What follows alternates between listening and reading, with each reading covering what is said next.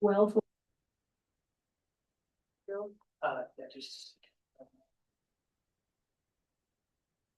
Like, for 2 days. I'm trying. And so My brother said he wanted to. he said, and that's what he said, well, actually, it was, Good morning, everyone. oh, I know, I read it. That's. It is October 1st, 2025 at 10 a.m. Thank you. Horry County Court is in session, regular session. If you would please stand and join me for pledge. I pledge allegiance to the flag of the United States of America and to the republic for which it stands, one nation, under God, indivisible, with liberty and justice for all. Thank you. All right, and then jumping right into it, voucher approval, we've already taken care of. Any late items for the agenda? No, I emailed Holly and CC'd you guys on a few items that need to have action taken, hopefully at this meeting. I see the OWRD petition comment is on here, but if we could also add the Blue Mountain Forestry Plan revision comment somewhere under action items. And also there is an ask for legal fee funding for the petition as well. So, Vic comment, so is that on the, I think I. and this is gonna be our own county comment on the Blue Mountain Forest Plan revision. Yeah, I was hoping we could do Okay. one as a So this is not group. big per se, this is for. This, is that that one? Yep, that one. Okay. And then there was, what was the other one? The other one was a legal fee request for the petition to the That's proposed what fact. this one was here. Yep. So I got both of those, and the other one was on the, already on there, I believe.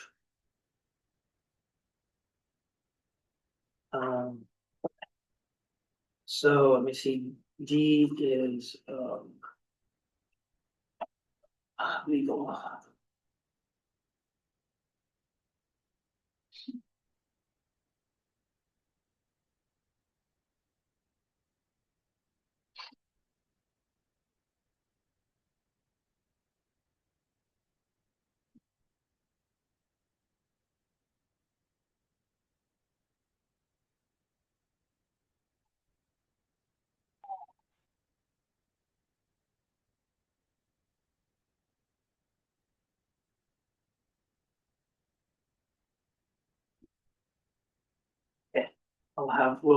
We'll amend those, or I'll have Holly amend those and add these to the packet.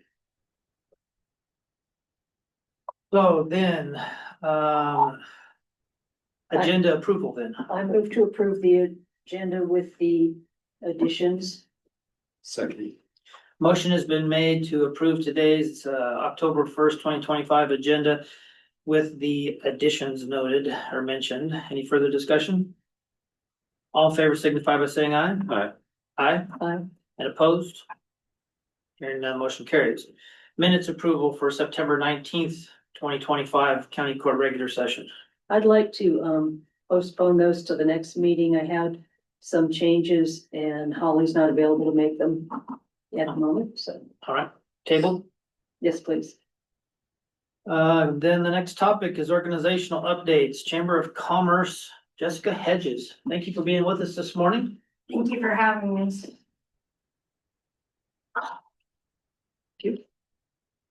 Well, I appreciate getting to come in and speak with you guys in person. One of my goals is, at your request, is to come in quarterly, let you guys know about what's going on in the chamber, what we're working on, what we've accomplished, and where we're going next.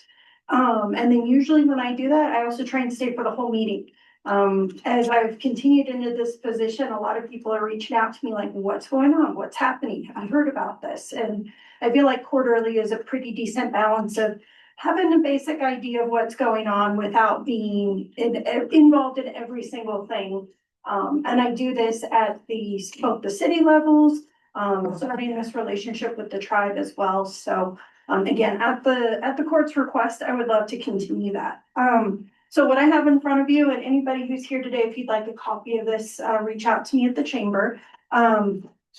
Excuse me, so quarterly, are you looking to present or just to be present for? present, but again, it's how it feels for you guys. Okay, if, then I would just ask if you have content that you wanna, present, so we make sure that we have you on the agenda. Just contact, Polly York, the executive assistant, and then that way she can get you on the agenda when you do have content. Perfect. Okay, thank you. So what's in front of you guys, one is a welcome folder. Now, normally for someone coming into the county, this is stuffed a little bit different, but if someone is moving here, they get that basic folder with other information about businesses and services.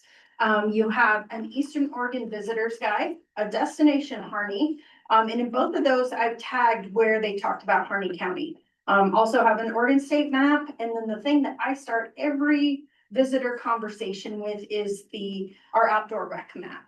And from there, then I can give them more specific information about where they're going, what the options are. So at the chamber, I have three basic functions. We are a chamber of commerce, which is a membership organization.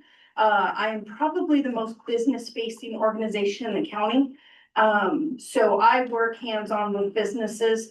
I work very closely with the Biz Harney Collaborative, and so the work Anna's doing with technical assistance for those businesses. Number two, I'm what's called the Destination Management Organization. So when we talk about tourism, we have Travel Oregon. And as you guys have probably seen on your hotels, you're paying a 1.5% tax to Travel Oregon. Within the state of Oregon, we have 7 regions, and we are part of the Eastern Oregon region. And so that is the Eastern Oregon Visitors Association, which is what the one guide there is for, and that comes out annually. And then I am over tourism for Harney County. So it's my job to work on some of the advertising that's going out, help make decisions, help send information up the ladder so that Eastern Oregon or the entire state knows what we're doing and why they should send people this way. One of my big priorities is we are the largest state in the, or largest county in the state. So one of my priorities is when we look at the amount of public lands that we have is that multi-use conversation. I come from a ranching background. I am not ignorant to what outdoor recreationalists can and the havoc they've reached. I've personally been involved in cleaning it up. However, it is multi-use land. And it's one of the things that we have, because quite frankly, people are not coming to Harney County for our food and arts and culture scene. That's not happening. Tourism is also really important. We have a lot of, when we look at our outlying businesses, they're only supported because of tourism. They couldn't exist just from locals alone. And I'm getting this from my work with these businesses. So then where do we find that balance? Anyway, so those are kind of the things. And then the third thing that I do is I'm the visitor center. So if somebody comes into Harney County, they need a map. They need to know where to go. They need to know what to watch out for. That is my job. That's what I do. Outside of that is kind of an unofficial community piece of who do you call to get this done? What's going on over here with that? And just kind of how to creatively problem solve, I guess, for folks and make those connections. So we are working on the chamber auction, which is our largest fundraiser of the year. It's going to be a radio auction with an online component. All the funds that we raise go into the work that I do with local businesses as well as tourism. And then the Harney County Christmas Jamboree. So we have 2 signature events that we put an awful lot into every year. One of those is the Jamboree. It's been a really solid local event and we've got a lot of infrastructure in place. So how do we show other people how great Harney County is? Come do Christmas the way we do Christmas. Because when we talk about that economic development piece, why are we just moving money around our county instead of bringing funds in for a weekend? The other one that we're very, very involved with, and it was started as a collaboration between the chamber, the BLM and the Forest Service, was the SKOL 120 or the SKOL Gravel Grinder, which is a 30, 60 and 120 mile gravel bike race. Right now in the state of Oregon, cycling is 5 times more profitable in terms of tourism, why people are coming here and how they're spending that money than anything else. It's also really, really sustainable. So we obviously have more than a few gravel roads here. It's just how do we take that now and market that and share that? And in that piece, when we talk about a destination management organization, it is also my job to teach those visitors how to be here, right? How to recreate responsibly, what's good and not good when you come to visit us. So I realize that is a fire hose of information. Do you guys have any thoughts, questions? I do, the Harney County Opportunity Team transitioned the scheduling and running of the community center to High Desert Partnership, is that correct? Yes, And ma'am. how does that affect you and what you used to have to be involved in, or whether it took the load off of you, or? So High Desert Partnership, their goal with that was to make this as seamless for the public as possible. They've gotten in and done a lot of work. I'm still very much hands-on involved with the scheduling. I'm the on-site person. But there are things that are continuing to move and change with that, and I feel like in a really good direction. Okay. Thank you. The mountain biking, and I've been meaning to get in touch with the BLM or somebody on mountain biking in Harney County. In a past career, in Nevada, there's a, can't remember, National Mountain Biking Association or something like that, in NBA or so, I can't remember, I'll have to get it. But anyway, they partnered with the local BLM office to create mountain bike trails, not just our, their existing gravel roads and whatnot. And I was curious if anybody had ever looked into that here for Harney County. And, it was in a meeting last week sometime too, where there was grants it was a representation position on a board that had to be from a bicycle shop type of a perspective in retail. And I realized at that moment, I was like, we don't have a bicycle shop in Harney County. So it's a potential that if we had more mountain biking activity here, people traveling here for that purpose, that it could create other offshoot businesses such as bike shop. Yes. So do you know if any of that's ever been looked at, or? Yes, so this is a really long answer, but to me, everything that we've tried to do, today is actually my 1-year anniversary with the chamber. So we are really trying to have a long-term, and my board has been very specific. We are not the Burns Chamber, we're not the downtown chamber, we're the Harney County Chamber. And because of my personal experience living 60 miles from Burns, down south of Princeton, I know what that looks like. The mom who's coming in, trying to grocery shop, trying to do all of her things, and how is it worth another trip back to town, worth all of that? So I've been able to speak into that piece quite a bit. So in terms of just cycling in general, I have a strong belief that we have this really high-end event with the Skull. What we have, though, is we're very disconnected from the rest of the county in that.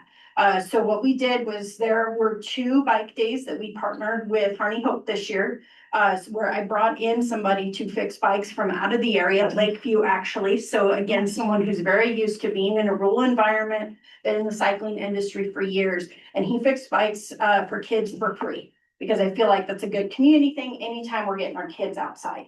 But what that's going to continue to do as we grow our bike economy here is families that can go out on the weekend, those easier rides, those hour after work kind of rides.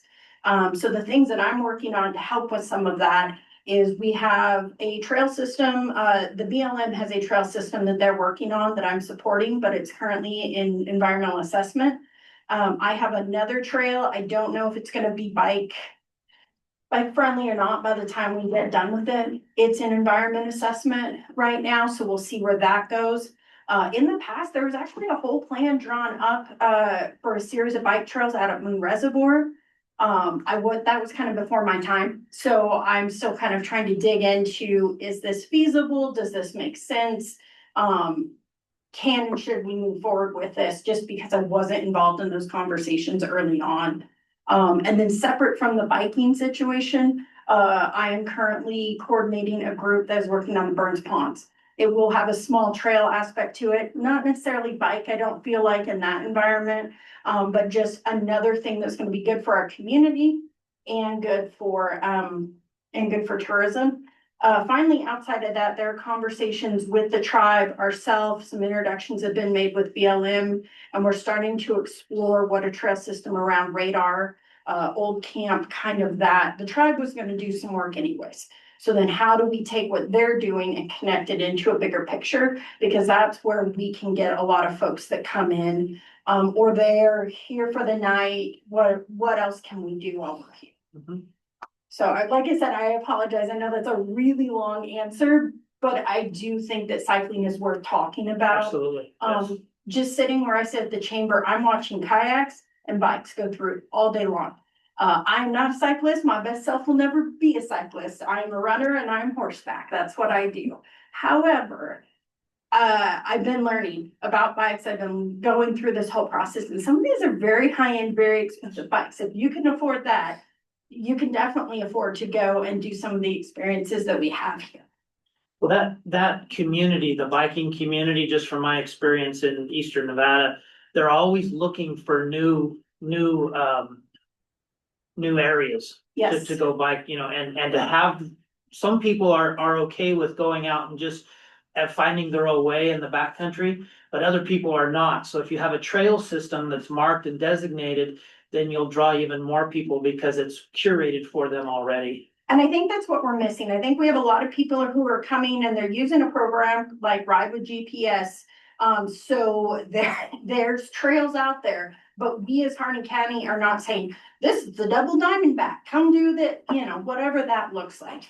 Dirty Free Hub, they are based out of Central Oregon. They have a number of not trail systems, they are routes. I think 2 of them are on the refuge, don't quote me on that. So there are some things out there, but I think the ball that the chamber has missed is picking that up and advertising that and moving forward. I was able to secure a grant to create some content to start an Adventure Harney TikTok. Adventure Harney is our outdoor rec arm of the chamber. That content's been created. I just haven't been able to take that next step yet to create the TikTok, but within the last year, we've started doing paid advertising. It helped. The Skull was off for a year. That helped us bring the Skull back, was using paid advertising, using Facebook, finding these groups and where these people are. And so trying to take that and then continue to duplicate it and grow it. The Jamboree this year, we plan on using some online advertising and just continuing to cast that net out there a little bit further. So the BLM is doing some scoping on NEPA process for some trails. Yeah, that would be Dory Seeley, Okay. that I've been working with, but yeah, she's got something, over on radar that she's currently working on, not just for OHV side, but some addition of some non-motorized trails as well. All right, thank you. Of course. Just trying to learn more about the chamber. Where does the chamber derive its funding from? Great question. A couple of places. So we are funded through membership. We're funded through transient lodging tax. Although I'll be very honest, we took a huge hit this year. 15,000, so 24% of our budget was removed from us. That was coming from TLT funding. Because the city of Hines is using those funds for themselves now instead of diverting those to the chamber. We get TLT funding from the city of Burns, and then we do any event income that I can generate or grant funding. Our grant funding is slim to none though, because we are 501c6. C6 does not qualify for many of the grants that a C3 does. And the way that grant process works nowadays, they don't really want to do fiscal sponsors either. So not that door is completely closed, but it's made it pretty rough. Do you have a rough idea of how many businesses there are in the county and roughly what percentage are involved in the chamber? And do you see a trend one way or another in terms of membership? So during the last year that I've spent here, membership, we're up over 30 businesses. We were about 155 when I came in. We're close to 190 now. A lot of that I attribute to just getting out and getting to know people. I also feel like the messaging from the chamber, the fact that we are a county base, and then just adjusting our services and the way we work with folks to support folks that are out in the county. But again, I was a business owner living out in the middle of nowhere, and I understood what some of those needs were. I spent 2 years on the board and I was going to be president this year. They were stuck with me either way. So here I am now, but.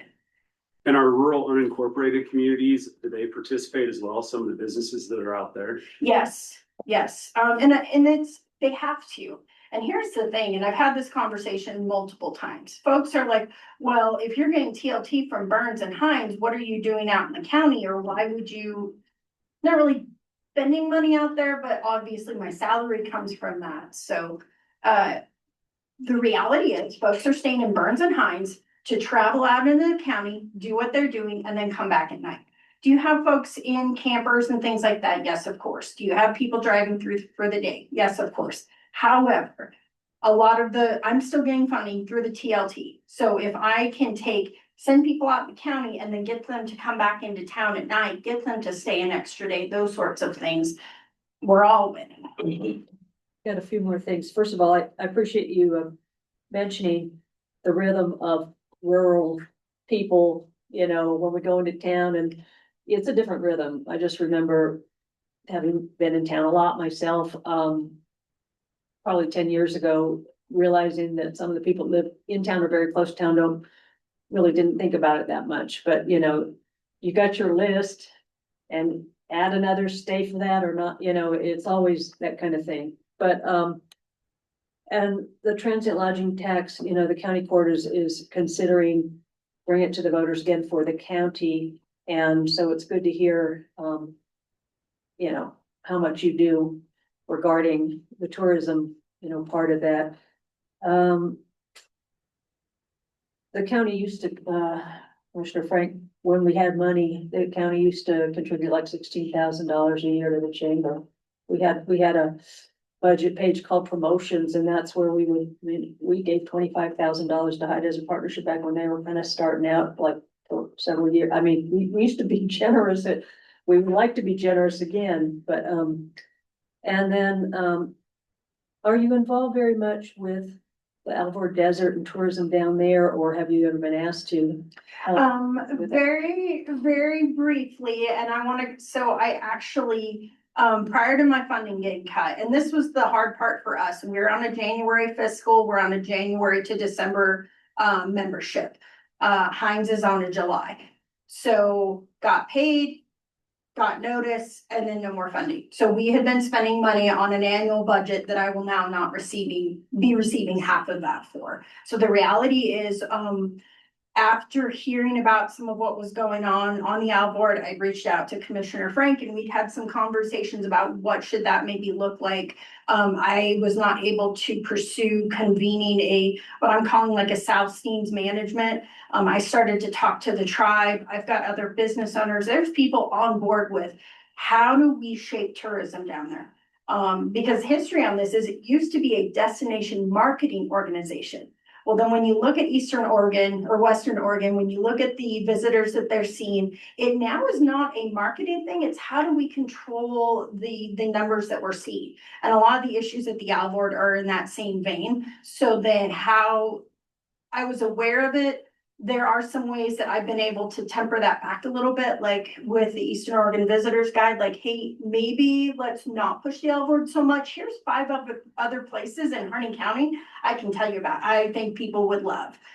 So how do we adjust that conversation in the meantime while those conversations with the county and the BLM, and we're trying to find who's responsible for what solutions should look like? Can I pull a little pressure off that area? Thank you. Does the chamber, either as an organization or its board or its membership, talk much about how they function besides tourism in terms of local commerce? Or is it mostly tourism focused and doesn't have so much to do with how the businesses can, I guess, improve their business models within the county? So currently that was probably more of a High Desert Partnership thing. It's not, and Biz Harney collaborative, and it's not because we can't or won't be in that conversation. It has to do with capacity. Now we as the chamber have done a couple of things this year.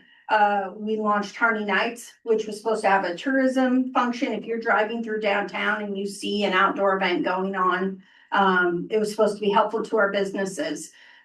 We started with Rising Tide Wednesdays, which is where we go to different events or different businesses, different organizations, and have networking. When those hit at lunchtime, it's a lunch and learn. So things like that. just trying to explore what all of that looks like. But I also sit down with business owners and they're saying, I'm struggling with this. I'm like, okay, have you met? Have you talked to? Here's what I've personally done to change that piece. So yes and no. One of the things that I was mindful of is I would say that I get more of my funding from transient lodging tax. And if I'm bringing more tourism into the county, then I'm also helping our local businesses, but it's not because I'm not focused on our local businesses. It's how am I helping that? And quite frankly, bringing outside money in makes more sense than just continuing to move money around within our county. I recently, and maybe you can add to this or clarify, I can't remember who I heard it from. But there was a study, some kind of an economic study done on how many times a dollar changes hands here in Harney County. And it was pretty high. It was, I mean, that same dollar goes from business to business to business, which is great. It's good because it shows that as a community, we're helping to support all of our businesses. But I can't remember how much it was, but at the same time, every dollar you bring in from outside the area, and if that gets moved around, it just bolsters the economy of all those businesses. 6 to 10. 6 to 10 times, is that what Yeah. it was? It kind of varies a little bit, but yeah, 6 to 10 is kind of a solid acceptable answer there. But yeah, that's exactly, so we have the Shop Harney gift card that we help administer for one of those reasons. But again, how do we get folks from outside the area to be buying that gift card? How do we bring people in? And then get them to act right while they're here, so. And I apologize, Commissioner Franks, I do not have the specific numbers on how many businesses are in Harney County, and quite frankly, I don't know if anybody does. When we talk about the city level, yes, there's business licenses. I have a lot of members that don't have a business license, and quite frankly, they don't need to. They're an at-home artist or something like that. They're not. They don't need to. And then when you add the fact, I remember looking into this, the fact within the county, you don't have a business license, which is great. I love that. But then how else would we quantify those numbers? There is literally not a place right now. Like I said, I think I have 190 at the moment, but I can drive through downtown Burns right now and go, they're not a member. Oh, I need to check with them. Oh, I should stop there. Well, Burns and Hines, both. And that's just been a capacity thing.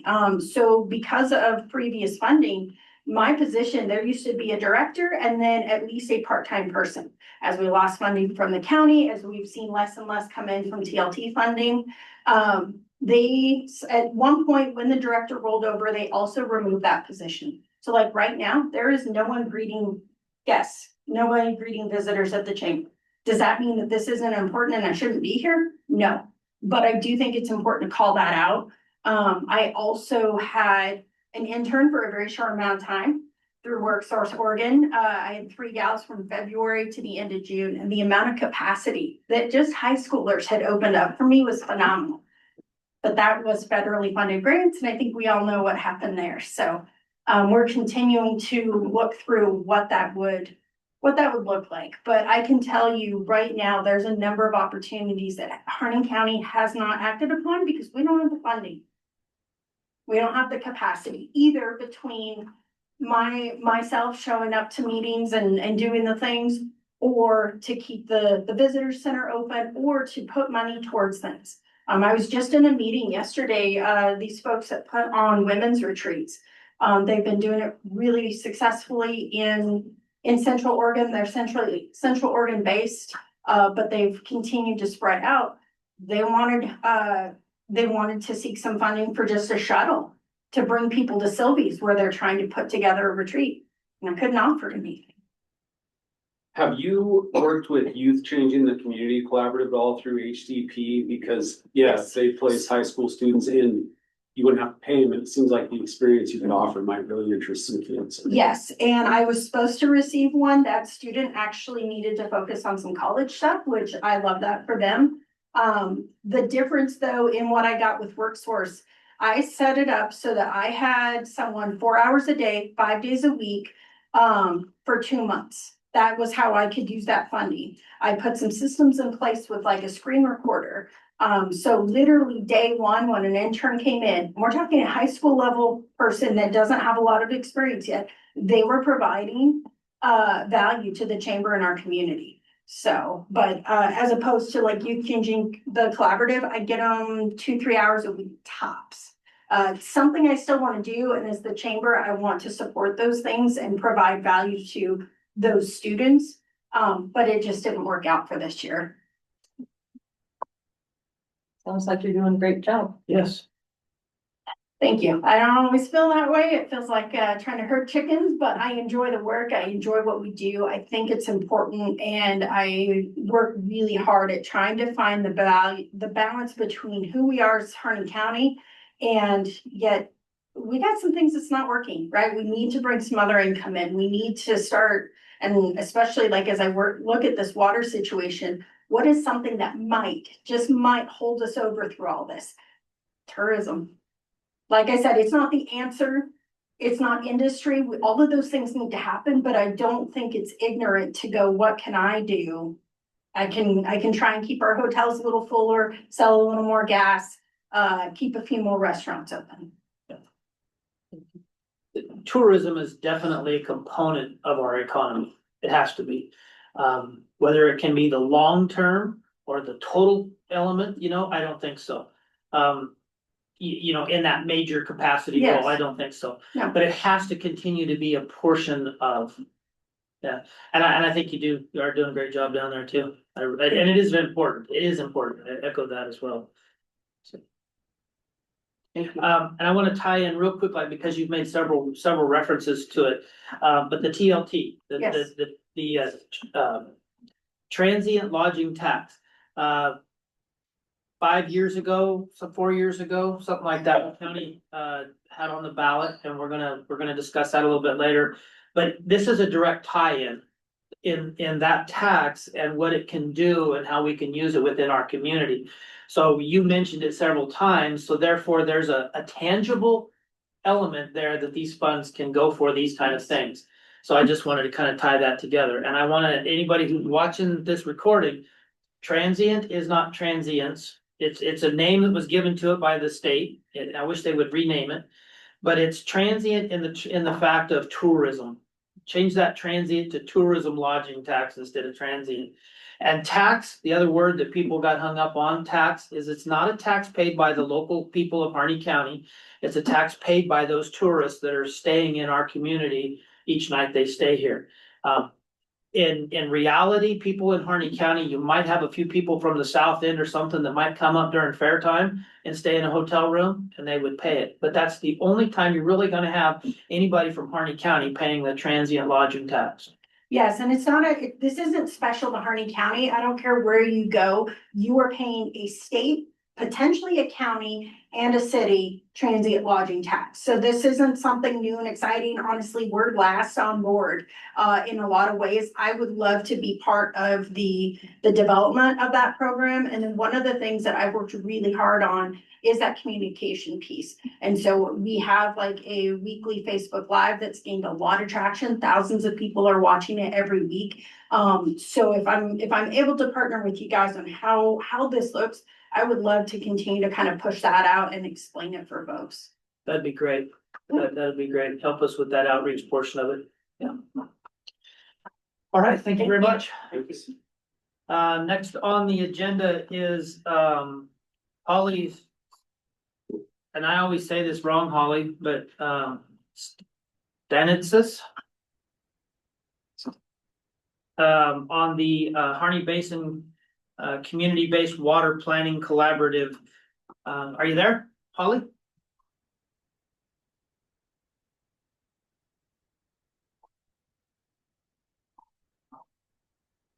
Holly? She's shown as polybond over there. Yeah, and yeah, on the screen. Everybody. Hi, so sorry about that. I was trying to talk, but I could not find my mute button. Yeah, our agenda has you, and again, I say this wrong, but Stanitsis, is it that or is it one? That was great. Mondo is my maiden name and Okay. Stanitsis is my married name. So I Okay. can't change my Zoom account for whatever reason. I can't change the last name. Okay, so we got Sorry it for correct that on here is my confusion. point though, right? That's right. Okay. Thank you for being here and Yes. discuss your progress and where we're at. Of course. Let me just get set up on my end here. I've got some presentation slides for us.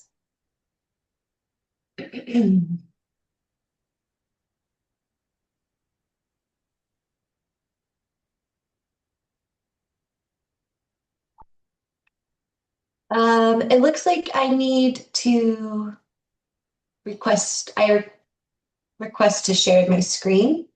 Yep, Um, I just allowed. Perfect.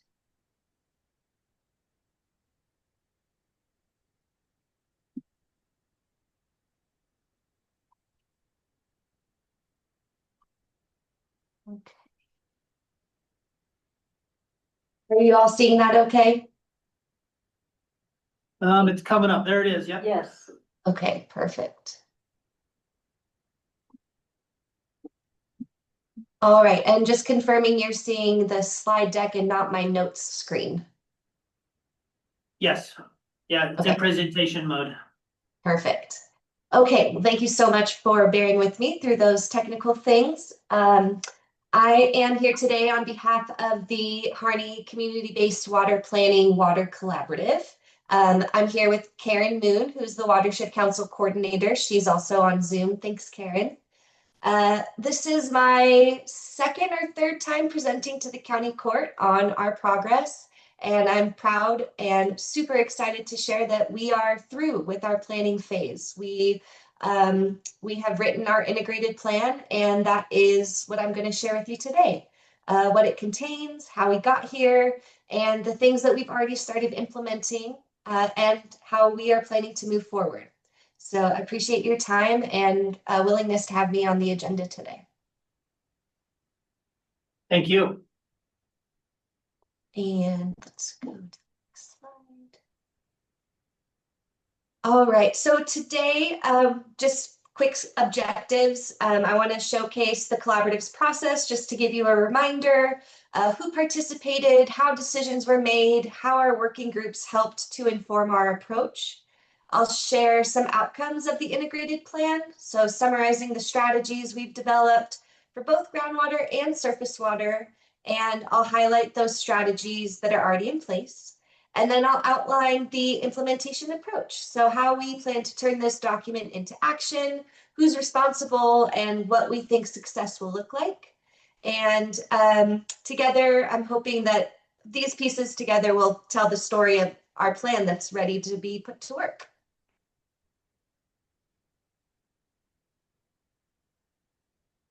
The Harney Community-Based Water Planning Collaborative, or CBWP Collaborative, was launched in 2016 as one of Oregon's very first place-based planning pilots.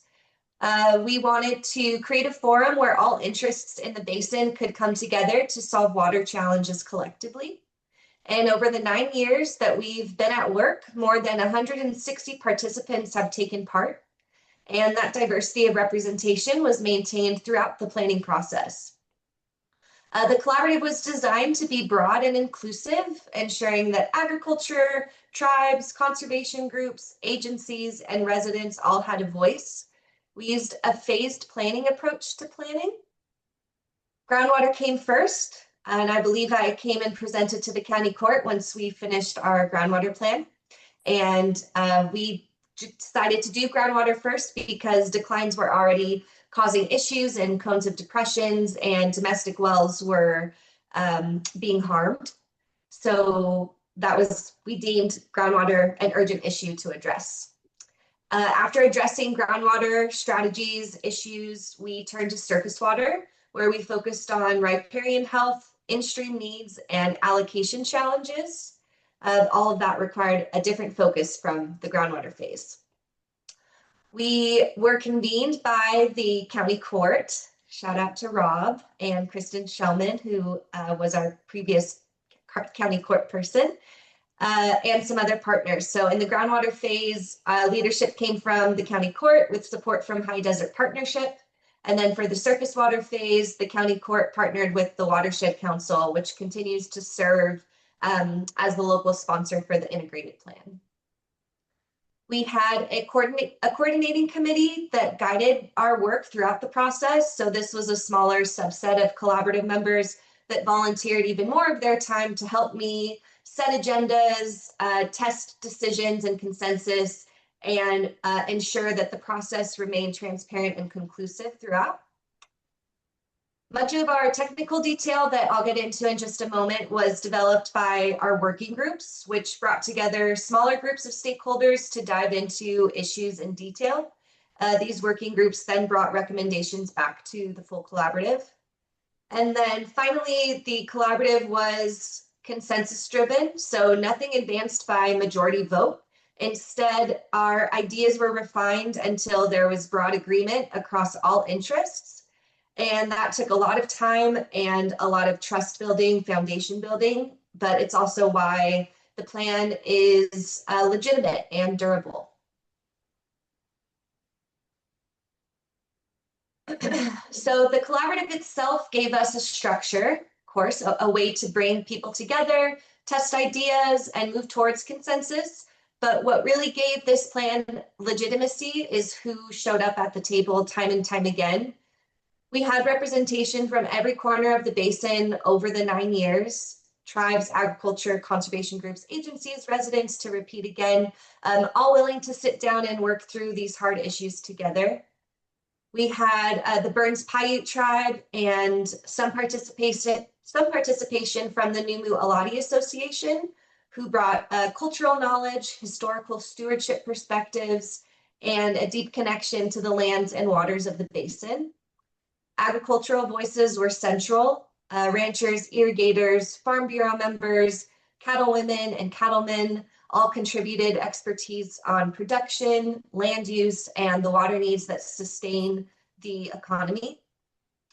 Conservation organizations, including the Nature Conservancy, Water Watch, the Malheur National Wildlife Refuge, and the Bird Society of Oregon, advocated for wetlands, fish, wildlife, groundwater dependent ecosystems, ecological health, and in-stream needs, ensuring these priorities were reflected alongside ag and community needs.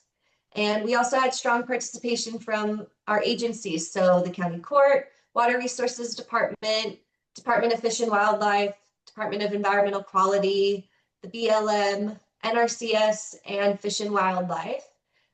Their involvement really grounded the plan, the plans, plural, in technical expertise and regulatory realities. And then finally, residents and well users, particularly those in rural areas, shared their essential lived experience, what it means when domestic or stock wells run dry, and how water insecurity affects households. So every strategy in the groundwater plan, the surface water plan, and the integrated plan reflects the collective input of all of these diverse stakeholders, which is why the plan carries its legitimacy and broad support. It reflects not just one voice, but the collective priorities of the entire basin. I will flag that we did have participation kind of taper off towards the end, and I'm thinking that that's due to exhaustion. This was a 9-year process. We did our best to keep folks engaged. People still kept showing up to the table. We still maintained our diverse representation, but the numbers started decreasing towards the end there. Getting into our working groups. So with so many perspectives at the table, you can imagine that we needed a way to really dig deeper into specific topics while still keeping the full collaborative engaged in an organized fashion. So that's where working groups came in.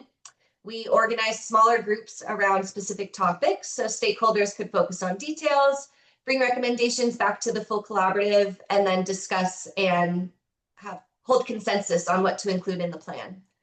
So we had separate working groups for the groundwater phase versus the surface water phase. During the groundwater phase, we had the agricultural working group, which was driven by irrigators, ranchers, Farm Bureau members, and cattlewomen and cattlemen, focused on irrigation efficiency, crop viability, and the economic implications of reducing groundwater use. So they played a major role in strategies like looking at voluntary pumping reductions, what that could look like, the Conservation Reserve Enhancement Program, which has been implemented in the basin, and other efficiency projects like what it means to put on a LISA system instead of a MISA system. We had a domestic municipal working group who elevated the concerns of rural well owners and the cities of Burns and Hines. This group's work led directly to the creation of the Harney Domestic Well Fund, which is also in place today, where folks can apply to receive funding to help them remediate their well. And then lastly, we had our ecological working group, which included representatives from the Burns Paiute tribe, the Refuge, and those conservation organizations I mentioned earlier. They examined groundwater dependent ecosystems, wetlands, rivers, lakes, springs, meadows, etc., to ensure that ecological values were integrated into the plan. For our surface water phase, we expanded into different groups to reflect the distinct challenges of surface water. So we had the Vegetation Management Working Group, which was led by the Eastern Oregon Agricultural Research Center. Landowners and agencies like BLM were also involved in that group. They looked at upland conifer encroachment, riparian vegetation health, and focused on solutions to those things, in addition to looking at wildfire risks. We also had the ecological working group in the surface water planning phase, but they focused on different things like in-stream flows, aquatic species, and migratory bird habitats. And they tried to tie surface water needs to ecological resilience. We had the Surface Water Management Working Group, which was anchored by landowners and surface water irrigators. They focused their time on allocation and infrastructure. So they researched how water is diverted, measured, managed, and they emphasized that modernization of headgates and diversions to reduce loss, or could reduce loss and improve accountability in the basin. And then lastly, we had our surface water groundwater interaction working group that brought together agricultural voices, scientists, and agencies to examine the role of flood irrigation in recharge. Their work really underscored that surface and groundwater should not and cannot be managed in isolation, that they need to be managed together. So as you can already tell, this was a great deal of work. So the 9 years that we spent were not wasted. We worked diligently over those 9 years to come up with the water issues that we wanted to focus on, and then try to develop solutions to those issues. So from our 9 years of work, from all the work that the working groups did, we recognized that the Harney Basin faces a complex web of water challenges. Some of those are longstanding, others are newly emerging, and with the working groups, the collaborative, all combined agency data, technical analysis, and historic resident knowledge to arrive at this picture. Groundwater overdraft of about 110,000 acre feet per year is the first issue that we came about. So each year, pumping exceeds recharge, leading to declining aquifers, expanding cones of depression, and well failures for both households and farms. We identified surface water overappropriation. So for over a century, legal rights to water have exceeded what the system can reliably provide. And in drought years, this results in curtailments and conflicts between senior and junior users. Agricultural stress and uncertainty. Farming and ranching, the backbone of the basin's economy, now face increasing uncertainty. Producers may struggle to plan crops and investments when water supplies are shrinking and ultimately unpredictable at this time. Domestic well declines, apologies, that's highlighted, that's a typo on my end. Residents, particularly in rural areas, have already felt the impacts firsthand. Wells are going dry, in some areas, creating financial burdens and health and safety risks. Ecological degradation is a challenge. Red band trout, wetlands, and migratory birds depend on flows that are dwindling. Springs and riparian corridors are tied to groundwater under increasing stress. And then lastly is climate variability. So we recognize that climate change and climate cycles compound all of these problems. Hotter summers, diminished snowpack, and earlier runoff intensify these issues and make future supplies harder to predict. So these challenges, I've summarized here, but the collaborative had around, starting off with 96 concepts of issues during the groundwater phase, and then another 40 some for the surface water phase. So these are high level summaries of all of those issues to keep in mind. Now that said, we don't have 96 groundwater issues in our plan. We parsed those down, and I think we have around 33 in the groundwater plan and 18 in the surface water plan. 31 groundwater, excuse me. So this slide is just meant to introduce the categories of strategies that were developed by the collaborative. So 31 groundwater strategies and 18 surface water strategies to address those water challenges or issues that we just talked about. So on the groundwater side, there are 6 categories of strategies, from reducing agricultural irrigation and addressing domestic well issues, to conserving groundwater dependent ecosystems, improving accountability, and strengthening how we measure, report, and share information. Groundwater strategies in the plan focus on voluntary and incentive-based approaches that address both the urgency and the complexity of the problems. And at the heart of the groundwater plan is a commitment to voluntary pumping reductions backed by data and community dialogue. On the surface water side, we had 7 categories of strategies: watershed management, riparian and upland conditions, surface water allocation, in-stream and out-of-stream uses, climate change impacts, and closing key data gaps. Surface water strategies mainly focus on building natural and built resilience into the hydrologic system. So these categories gave us the framework and understanding for the strategies. And to make this clearer, the next couple slides will break them out. First groundwater and then surface water. So you can see how each set of strategies responds to the challenges we identified. Now, I recognize that there is a great deal of text on this slide. The next slide looks the same. I don't expect you all to read all of this. These are just summaries, again, of the strategies that we developed for each of those categories. So for reducing agricultural irrigation, strategies include these incentive-based pumping reductions like voluntary agreements.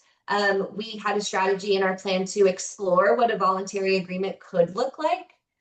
We also had strategies that were based on irrigation efficiency projects, what crop switching to less water intensive varieties could look like, CREP enrollments. Some of these are already active in the basin. For domestic well issues, we went through a whole legislative process with Representative Owens a couple years ago, where we drafted legislative concepts. We turned those into House bills, and we went through that entire process to come up with the Hardy Domestic Well Fund. I mentioned that's already up and running. I believe there are 7 folks who in the basin who are receiving support from this fund already. Karen might be able to have the actual number. But this fund provides support to households whose wells are going dry. Conserving groundwater dependent ecosystems. So strategies here focus on protecting springs and wetlands tied to aquifer discharge. The strategies support meadow restoration, recharge protection, and expanding monitoring to better track ecosystem health. We also had several strategies around measuring and reporting groundwater use. So this means possibly expanding metering of high capacity irrigation wells, using remote sensing to validate crop water demand, and creating an annual reporting system tied directly to adaptive management. The groundwater plan also calls for clear compliance with water rights and curtailments, transparent tracking of reductions under voluntary programs, and public reporting of progress so the community can really see what's being achieved. And then finally, we talked about data sharing agreements across agencies and stakeholder groups, along with community-friendly communications to make sure that information isn't just collected, but it's actually usable by the people who want and need to see it. So altogether, the strategies balance the most urgent needs as they relate to groundwater, so keeping households supplied with water. And we focused on long-term measures that would strengthen accountability and sustainability. Same thing here, no need to read this entire slide. Same thing as the groundwater. This is just a summary of the strategies that are in each category. So we developed 18 strategies for surface water. The first category, again, is watershed management. So we have strategies that include reconnecting floodplains to store more water on the landscape, reintroducing beavers to restore natural hydrologic function, which is a project that the Watershed Council is already going through, and then expanding water quality monitoring at the watershed scale.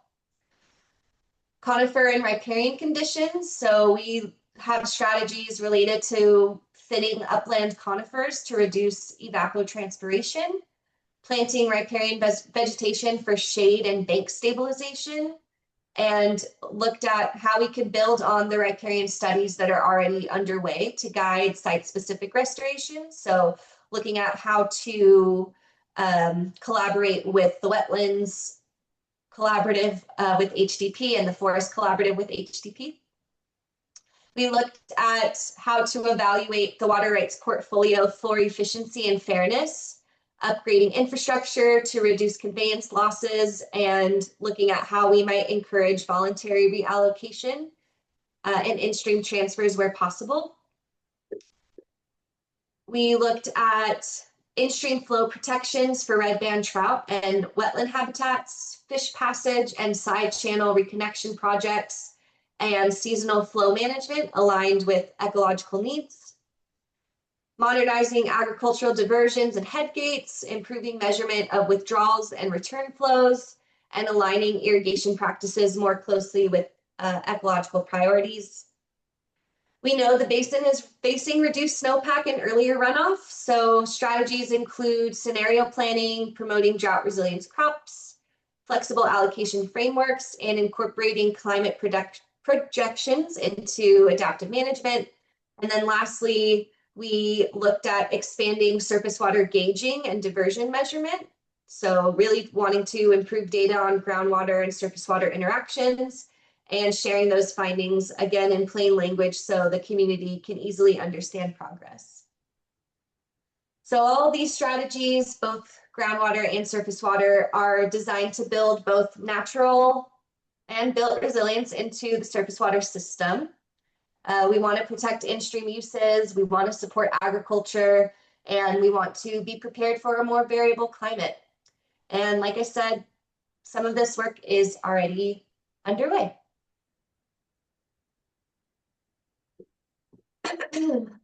This roadmap shows how the collaborative has phased their strategies over time. So in the near term, there are 27 near-term strategies. So these would be implemented in the first 1 to 3 years. We are currently focused on urgent actions and quick wins that build momentum. So this includes that domestic well fund, CREP enrollments, irrigation efficiency projects, expanding monitoring, and riparian studies that are all underway right now. These early actions and early successes that the collaborative is having is showing that the plan isn't just aspirational, but it's already being put into practice and it's already serving as useful. There are 17 midterm strategies, which would be implemented in the next 4 to 10 years. So here the focus would shift to larger scale restoration and protection efforts. So these would include riparian and upland vegetation projects, in-stream flow protections, fish passage improvements, and modernization of irrigation infrastructure. These are strategies that take more time to design and fund, but they would deliver basin-wide benefits for both ecology and agriculture. And in the long term, so these are things that would be implemented beyond 10 years. There are 5 strategies that the collaborative deemed as long-term. These are strategies that look towards climate adaptation and resilience. So these are things that include exploring managed aquifer recharge, diversifying the local economy to reduce stress on water, and scaling up conservation programs basin-wide. So this roadmap here is critical because it ensures that strategies are sequenced, are realistic, and they are achievable. As you saw, we have about 50 strategies total. So we know that all 50 strategies, it's not realistic to think that those are all going to be implemented at the same time. Just as important as being sequenced and realistic, this roadmap is also really flexible. As we collect new data and we track progress, the collaborative plans to refine their priorities. And it's very important to the collaborative that we remain adaptable, because we know that that will ensure that the plan remains effective for the long-term future of the basin.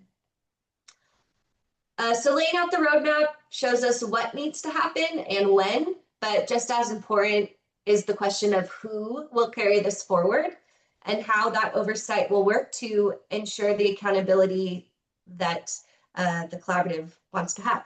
So the collaborative mulled over implementation for a very long time. That was one of the main questions since the very beginning of this process is, how are we going to implement this plan once it's written? How do we make sure that this plan doesn't just sit on the shelf and it doesn't just check a box that we need to check? So we were tried to be very thoughtful and methodical on how we laid out the implementation process. What we came up with is this. Implementation will be led by the Watershed Council. They have served as the local sponsor throughout the planning process. The council is well positioned for this role because it already has credibility, very strong community relationships, and a history of convening diverse partners. The High Desert Partnership, while not directly involved in all the planning phases, will also play a supportive role during implementation. With its staff and resources, HDP can help coordinate across agencies and stakeholders and really serve as a backbone organization as strategies move forward. Funding is expected from a mix of state and federal programs, so OWRD, NRCS, EPA, ARPA, along with our philanthropic partners. Having this integrated plan in place makes the community far more competitive for these dollars. Oversight will follow the Water Resources Department's guidelines for balanced representation. That means that agriculture, tribes, conservation groups, municipalities, agencies, the county court, and residents all will continue to have a seat at the table if they want to have a seat at the table. The collaborative was very clear that this balance is critical for both legitimacy and accountability, but they also didn't want to force anybody to continue to be involved if they didn't want to. As I've said a couple times, this took almost 10 years. People are tired. People volunteered so many hours of their lives, and we want to give them a moment to celebrate and a moment to revel in their accomplishment here. So again, there is a seat at the table for them if they want it, but in no way is it required from them. Lastly, the integrated plan emphasizes accountability through progress reports and adaptive management. So that means reporting back to the community. That means studying the strategies, tracking the strategies, and making sure they're actually working. And if they're not working or if they're not doing what we thought they would, then being able to adjust and pivot as needed.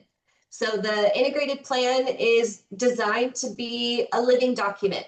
So one that can be edited, one that can be updated as new information becomes available, as perspectives shift in the basin. We want, again, we want a plan that does not sit on the shelf. We want a plan that is usable. So all this to be said, we want implementation. We want to make sure that implementation of the plan is structured, that it's inclusive, and wanted to highlight that it's already in motion. So implementation provides a framework for securing the resources and partnerships needed to ensure long-term sustainability in the basin. So we have the plan, we have the structure in place, and now we know who will lead, how oversight will work, and where we think funding will come from. We know success doesn't just rest with one organization or one committee or one collaborative. We are trying to share that everyone in the basin has a role to play. For the integrated plan to succeed, it requires action from every corner of the community. It's not just a plan for agencies, it's a blueprint for shared responsibility. Community members play a crucial role by conserving water, staying engaged in collaborative meetings, and helping shape strategies as they evolve. Irrigators and landowners are really at the core of implementation. Not to put any additional pressure on the irrigation and landowners, but they would lead on these efficiency upgrades, participating in programs like CREP, and continuing their stewardship of riparian and working lands. Tribes and conservation groups continue to bring cultural knowledge and ecological expertise that are essential for restoring habitats and protecting flows and ensuring the health of the basin's ecosystems. And state and federal agencies provide the resources and support systems that make community-led solutions possible. So funding, data, technical tools, regulatory explanations, we still need all those. So the key point is that this plan only works if everyone continues to stay engaged and contribute. The Harney Basin is incredible and has proven that they show up time and time again for their community. This is no different. It's the durability of this plan depends on shared responsibility across all sectors of the basin.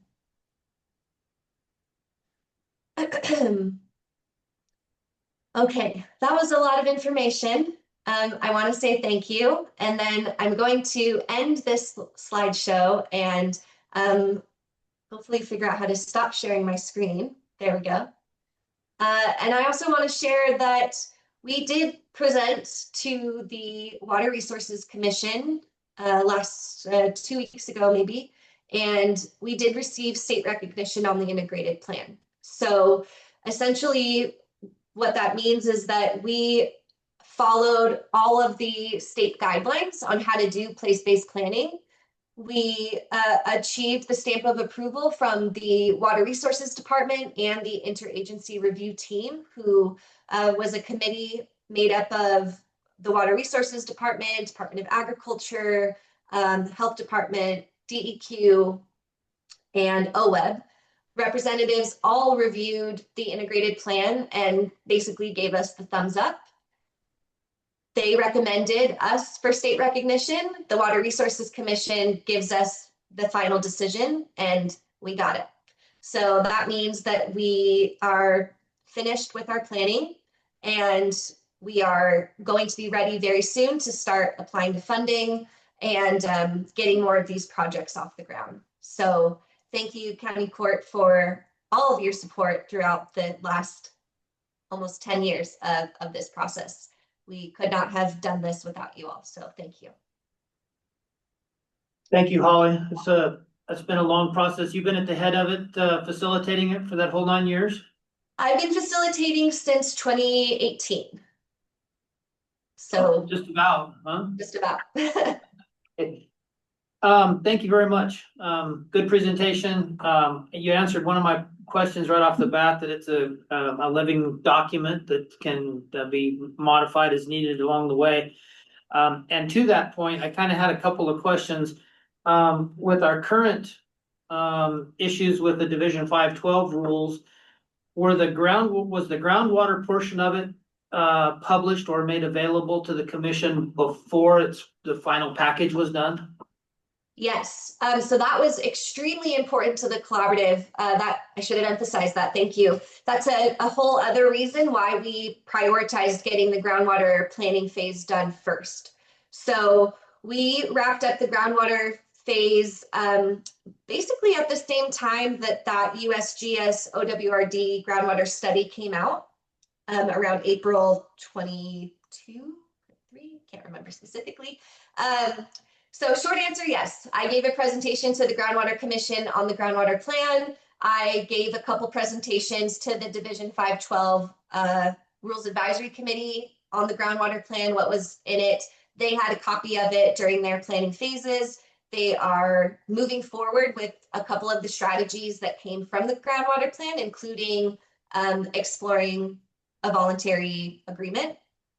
Our plan did not recommend that the basin should or should not do that. We simply wanted to explore what one could look like. So we also had some collaborative members that also served on the Rules Advisory Committee and represented the groundwater plan during the process.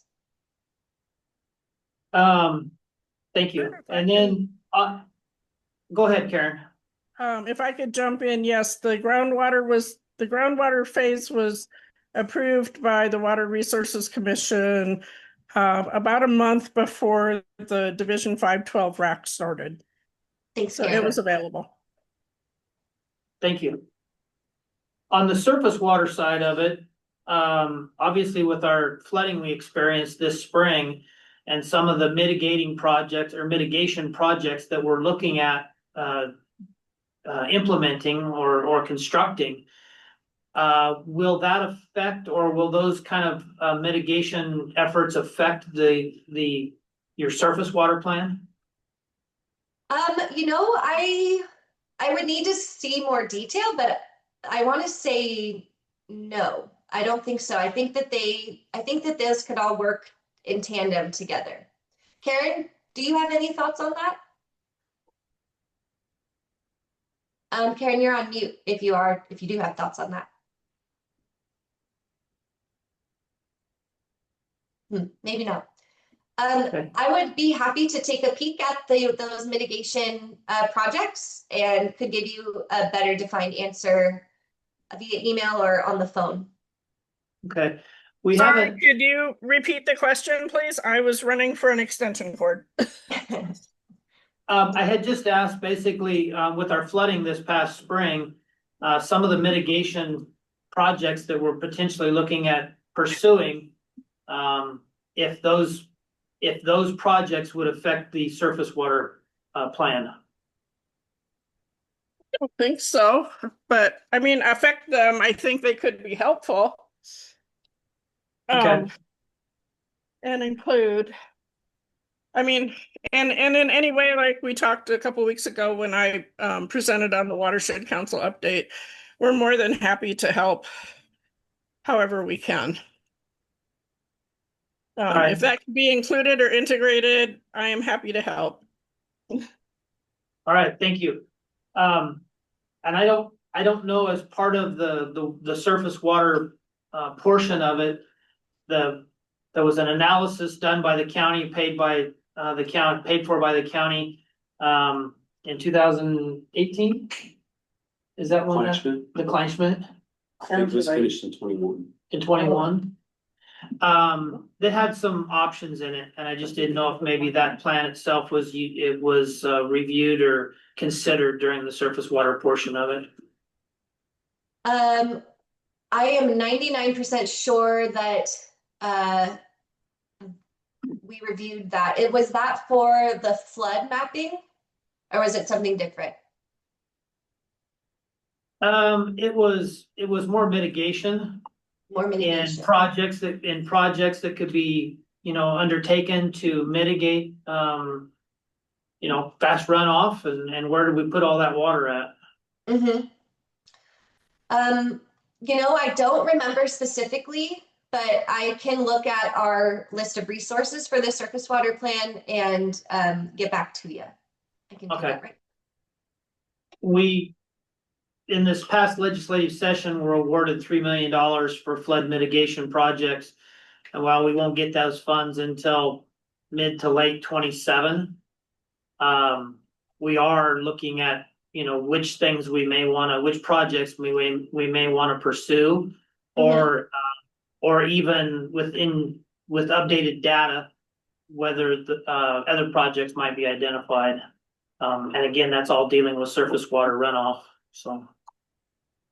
Well, great, thank you for, if there's opportunity for our plan to help. What is the plan, so then with the collaborative, now that the work has basically been completed, is there a plan for an annual meeting or quarterly? I mean, what's that gonna look like in the future? Yeah, great question. Karen and I are still working that out, but we think what's going to happen is that HDP and the Watershed Council, again, will be kind of the leaders in implementation. They will put out an opportunity for folks to, whoever was involved in the collaborative, if there are new folks that want to be involved in implementation, they can all have a seat at the table to talk about projects and such.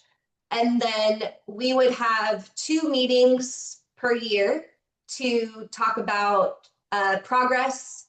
We'll look at the metrics to make sure that strategies are working and doing what we intended them to do, and things like that. And I just can confirm that the Kleinschmidt Associates 2022 report was reviewed during our surface water planning phase. It is part of our references page. Good, great, thank you. That's all I have. Commissioners? Okay. Holly, is there still funding that is helping to pay for your services or for other things? Great question. Yes. So we have our philanthropic partners, specifically the Oregon Community Foundation. It has been an amazing sponsor for us every year. So we have funding from them still. Karen can speak to more of the details in the budget, but we have just wrapped up. We also, I think you all have copies of the graphic design plans, so we still have funding left over from that as well. I'm going to ask Karen to fill in here to speak to our budget a bit more. I think Holly covered it pretty well. There are some Oregon Community Foundation funds available. I think that Water Resources Department they just received permanent or made place-based planning a permanent project. So there will be grant opportunities through place-based planning as well. And Thank yes, you. we plan to have funding enough to have Holly keep helping us for many years to come. Thank you. Thanks, Patty. Holly, I appreciate that you touched on and realized when you made comments that the participation had fallen off towards the end. And I do believe that we ended up with a tool that will be useful for Harney County as we move forward in implementation.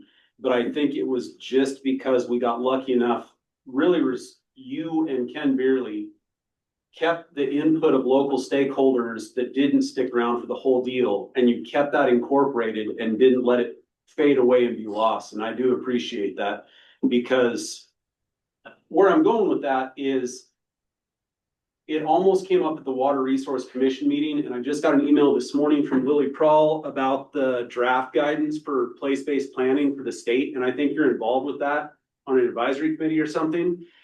And I hope that maybe you can impart to the state the importance of somehow streamlining this process, not necessarily shortening it, but finding a way to make it more efficient so that local stakeholders don't get burned out.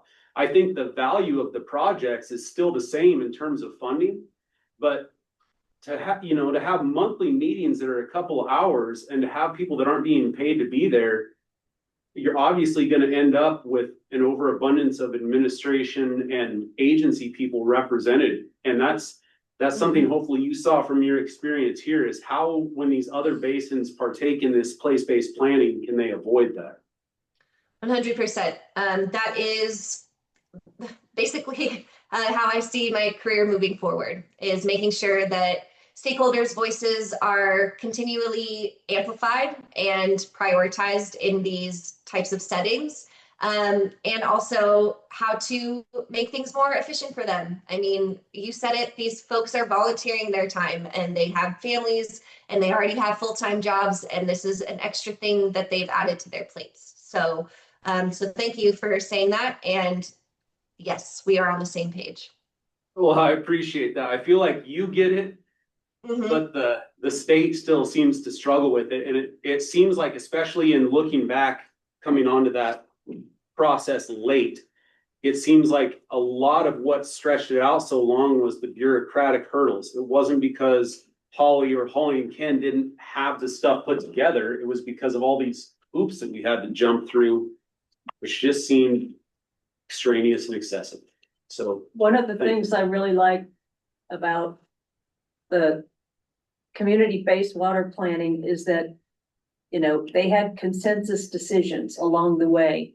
And that way you could see if there was enough buy-in to proceed and accept what you've just finished gathering, deliberating on, etc. The Division 512 RAC process, I know it's a different thing, but I think when it took turns that did not seem to move forward with consensus on a lot of what they did, you know, I think that's part of what surprised us in that 2-year process.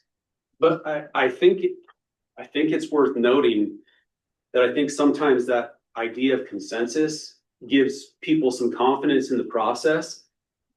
But I feel like Holly and Ken were very creative, especially towards the end, in maintaining some of the stakeholder viewpoints in it.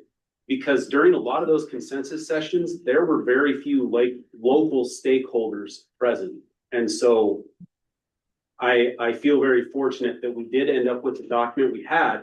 But I think when the state or the Water Resource Commission hears, oh, they had consensus at their last one. Well, there was one domestic well user there.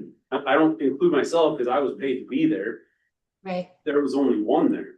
Well, and that has a lot to do with the facilitation, you know, of those doing it, is to make sure that it's actually articulated out loud. Okay, at this point, you know, we're planning to have a consensus, you know, meeting next time, a consensus decision. It will be on these matters. So we'll be thinking about that.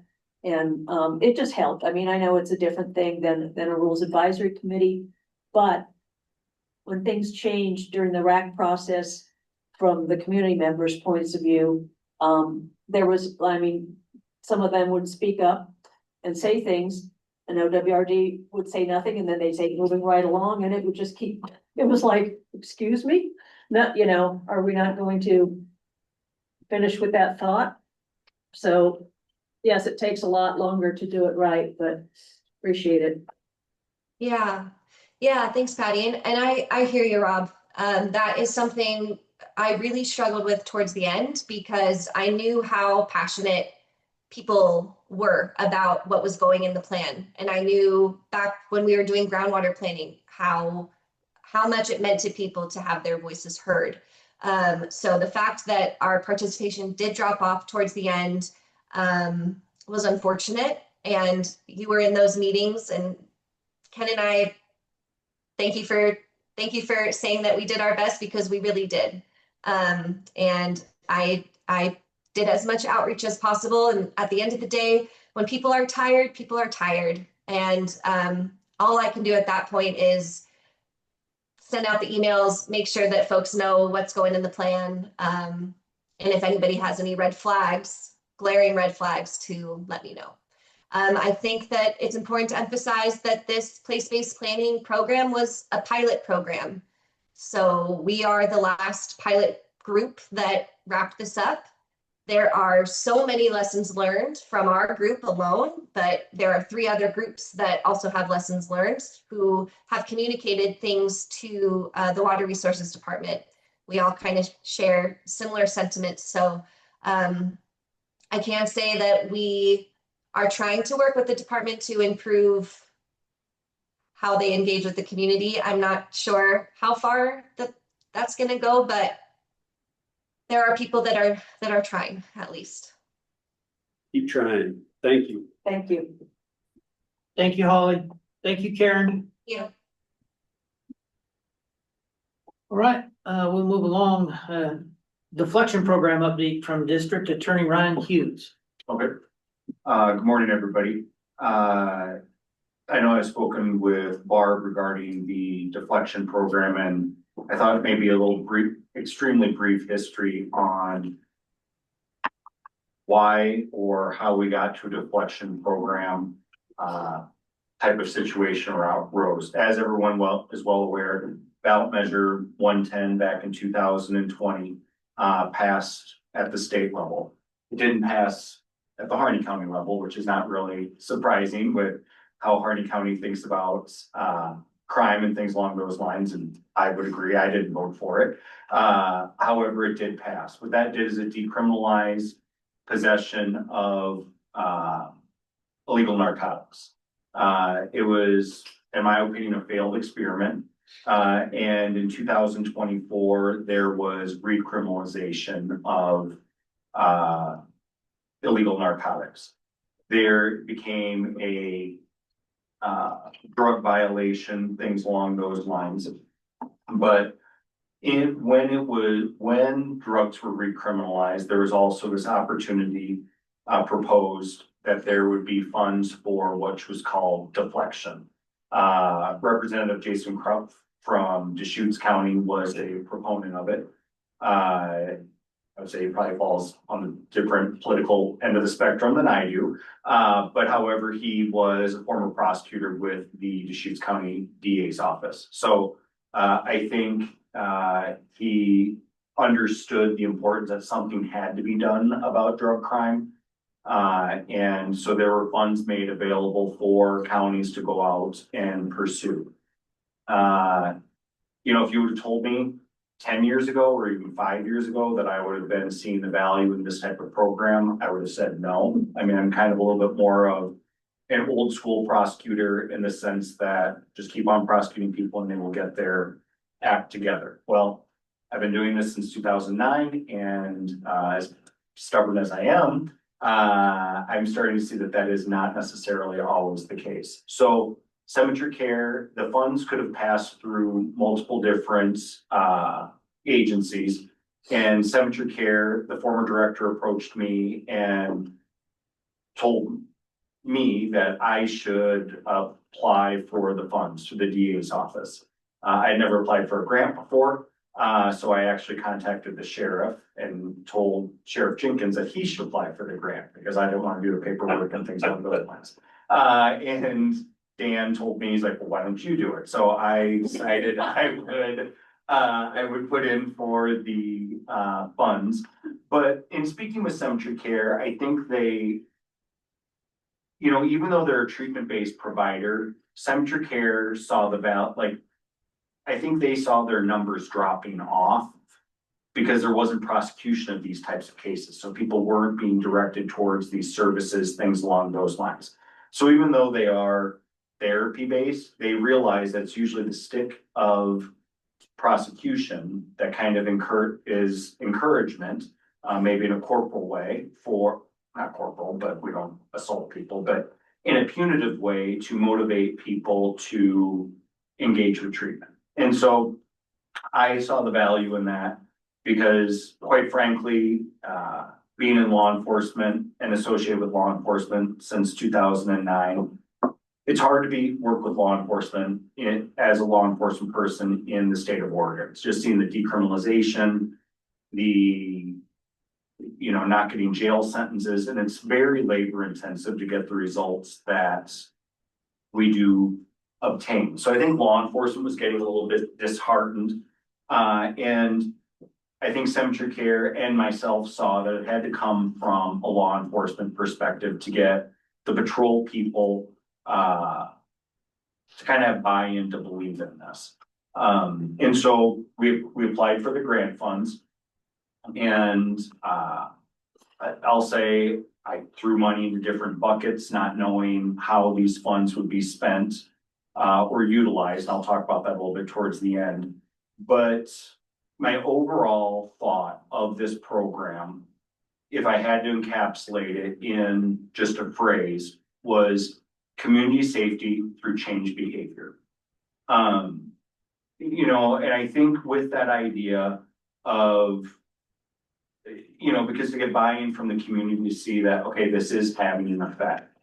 In thinking about that, in the DA's office, we would see very high system users come through. You know, we have violent crime that happens every once in a while, and you know, you prosecute that person, they go off to prison, you know, and they're put on the shelf for a little while and then they come out and hopefully they mind their P's and Q's. But on a lot of these crimes, you know, I would call a high system user would be the disorderly conducts, the criminal trespass, the what I would call quality of life crime, that some DA's offices don't prosecute those just because prosecution is labor intensive. I still prosecute those types of crimes because the community doesn't like that type of crime, you know, and a lot of times those high system users are also utilizing controlled substances. You know, so back to the deflection program. Originally, I identified an officer that I thought would be a good fit for the program. They moved on to a different agency. I mean, I'll say I don't think it was necessarily a good fit. I will admit that I made the wrong decision in picking that particular individual. We now have a new deflection coordinator, and that's Officer Mike Mitchell of the Hines Police Department. And the Officer Mitchell, he is in the office. He's physically in our office 1 day a week. His schedule allowed him to be in the office on Mondays. And that was one of the requirements that I wanted to have him in the office to kind of talk about what we want to do with deflection, where I see the program going. The program is up and running. We're still working out some of the small details. I mean, some of the publications that you may have seen regarding the deflection program is that essentially it was kind of like a Wild West of like, there was really no, I shouldn't say no, there was not, you know, as all of you know who applied for grants, it's usually very specified on how it has to be used. You know, the initial funding, you could put it in different types of areas. We were awarded $150,000 on the first, in the first year. That was the minimum floor of the funding that could be obtained. There have been, you know, I think some of the concern from the legislation is that, you know, we're setting this up for failure. Quite on the opposite, as I've been involved with the program a little bit more, I think actually the way they set it up was appropriate because it was allowing local control over the state funds that were awarded. That the local control is like, this is how I think we can spend these funds locally with the resources that we have to be the most efficient versus just this one size fits all type of program. And with that in mind, I think what's going to be happening with the program, because we were awarded the funding again for this year, another $150,000, and it was awarded again for the following, I think, 26, 27. We had to apply for that grant also.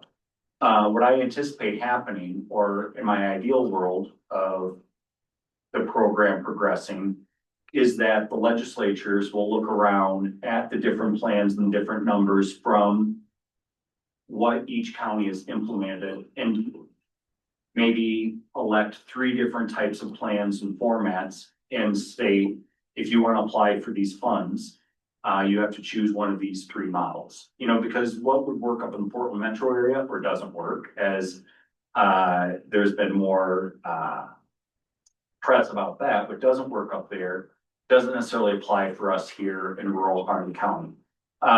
You know, listening to things that Jessica talked about, I actually think with how we are set up in Harney County, our rural component in our size has actually been a benefit to this particular program. You you know, just anecdotally, Officer Mitchell is up in our office. If Cemetery Care needs something, it's literally like a 45-second walk for him to go down there. If Cemetery Care needs to come up to the jail and walk somebody over to treatment, same type of thing. You know, we can be very responsive to those types of individuals or to the needs that individuals need. And we have one service provider, Cemetery Care. You know, up in the Portland metro area, I imagine if they need to have contact with a particular individual, it may take them 45 minutes to get across town just to have contact with that individual. And then coordinating among all the different service providers. So I think our rural and the smallness that we have here in Harney County is actually a benefit to the program. We are still working on some of the small details. One of the issues that Mike Mitchell couldn't be here today because he ended up having to go to a training up in Tillamook. One of the goals that he has is we run into it is housing for some of these individuals, a stable place for them to live and clean living. That's one of his ultimate goals, is to have a place for these individuals to stay on the short term. You know, I see a lot of issues and problems with that, you know, just unfortunately, this population may not be the easiest on property, but it is also a reality that they do need a place to stay, you know, and because Jessica knows, I mean, if you're trying to kind of have people come into the community and they see individuals just looking like zombies walking down the street. I mean, if I was a tourist, I'd be like, geez, I don't want to come here and see that as I'm walking around, you know, it's just, so not that I'm saying I want to herd these people off to someplace, but it is also a reality. It goes hand in hand. And you know, beyond tourist, when you're coming to work or you're driving your kids to school, you know, I wouldn't want my kids having to be exposed to that as I'm driving them to school. So I think people a lot of times think crime does not affect them in the community or drug users and stuff because if they haven't been personally victimized, it does. It weighs on your just mental component of seeing people around the community. In all reality, they're human beings also. You know, they should be able to live with some dignity, you know, and as much as they're a criminal, I don't like to see people living their lives that way, you know, so let's try and get them out of that type of loop. And that's kind of the overall idea of the program. We've been more proactive, you know, the idea is trying to get with Officer Mitchell involved. He can go and speak with the patrol officers and try and get them proactively involved in seeking out some of these drug misdemeanors. You know, as I discussed, Mike works here on Mondays all day. Then he is patrolling for Hines and a lot of times Burns, Tuesday through Friday, and he's on call 24/7, you know, with the deflection program. He has meetings every week with Cemetery Care, up until a point, then he cannot attend some portions of their meetings because they start talking about HIPAA type of things, but they do involve him with that meeting. Every month he comes to our MDT meeting, our multidisciplinary team meeting. And as I said, him and I meet, we have time set aside every Monday that him and I discuss cases, things along those lines. You know, as a feather in Mike's cap, I've had communications with Cemetery Care. They're very happy. He's very receptive to go out. And if they identify a potential community outreach person, Mike has reached out to them and contacted them. I mean, he's not in uniform when he's contacting them, but to try and see if an individual would be interested in the deflection program. He's had some successes, at least getting people to sniff around the door of Cemetery Care and show up a couple of times. You know, but those people have no charges hanging over their head. So it is really just goodwill that he's trying to get people to engage. I think more significantly, as a feather to Mike's cap, is the CJC has reached out to Mike about being a potential point of contact for a couple of neighboring counties to be like, well, what are you guys doing there? Because our numbers actually exceed some counties that are larger than ours. you know, Mike kind of said, he's like, well, how do I describe that you're basically the anvil behind me being like, I want more numbers, you know, like type thing. I go, well, trying to think of a more diplomatic way to say that, cause I don't know if that's an insult or a compliment to myself, but he has been contacted about being, so those other coordinators can say, what are you doing? So I'm a competitive person. I like to hear that. And hopefully that goes in my overarching idea that they may look at our plan and what we're doing and say, what Harney County is working for a county that size, that is that type of plan that we're gonna adopt. So he has been contacted by the CJC people to be to reach out to coordinators and help them with their programs, just to see how our program's working. One of the things, he has been contacted by other counties about potentially assisting some of their clients. I'll just say to this group, I told Mike I'm not interested in having that happen. We have enough of our own population that we need to serve and help. We do not need to be inviting other counties' problem children to our doorstep. So I'm like, we're not set up for that. So I kind of put the kibosh on that idea. You know, as I talked about, cemetery care is a big thing with this program is the non-criminal referrals. You know, they really wanted a lot of outreach with that. Mike is going to be working on information, on distributing information about the deflection program throughout the county. You know, kind of do some public things on the radio. I told him at this, like, you know, Mike, I would like to have a QR code so people see it and they're like, hey, I can refer someone. Because when Mike contacts them, there's no criminal charges hanging over them, you know, on those community referrals. And, you know, there are the ones that we do have that do come out of the community or out of criminal prosecution. I'll talk about that towards the end. You know, one of the things that Mike has utilized the funds for is, you know, Crossroads Thrift Shop and the Harney Hub buses. You know, there's two individuals are utilizing those services, because I told them, I'm like, you know, some of these people, I'm like, they may just need clean clothes to go in and get a job interview. You know, if that kind of helps them get on their way to be more successful and less law enforcement contacts, that's a win. You know, and, you know, currently we have 11 people. 11 people have actively enrolled in the deflection program. 4 people are still currently enrolled. 2 have graduated. We've had 4 dropouts from the outreach pathways, and 1 has charges pending for PCS and other criminal charges. I can go more into the weeds about the numbers with that, but, you know, just very anecdotally, I think, you know, my definition of what is a success for an individual has changed over the years. And I think success looks different for each person. You know, it's like, if I had to think about what the deflection program is supposed to accomplish, we have 1 person that was involved with the deflection program. And if anybody pays attention to the paper and the call log on the night, this person was having at least 4 to 5 police contacts a week.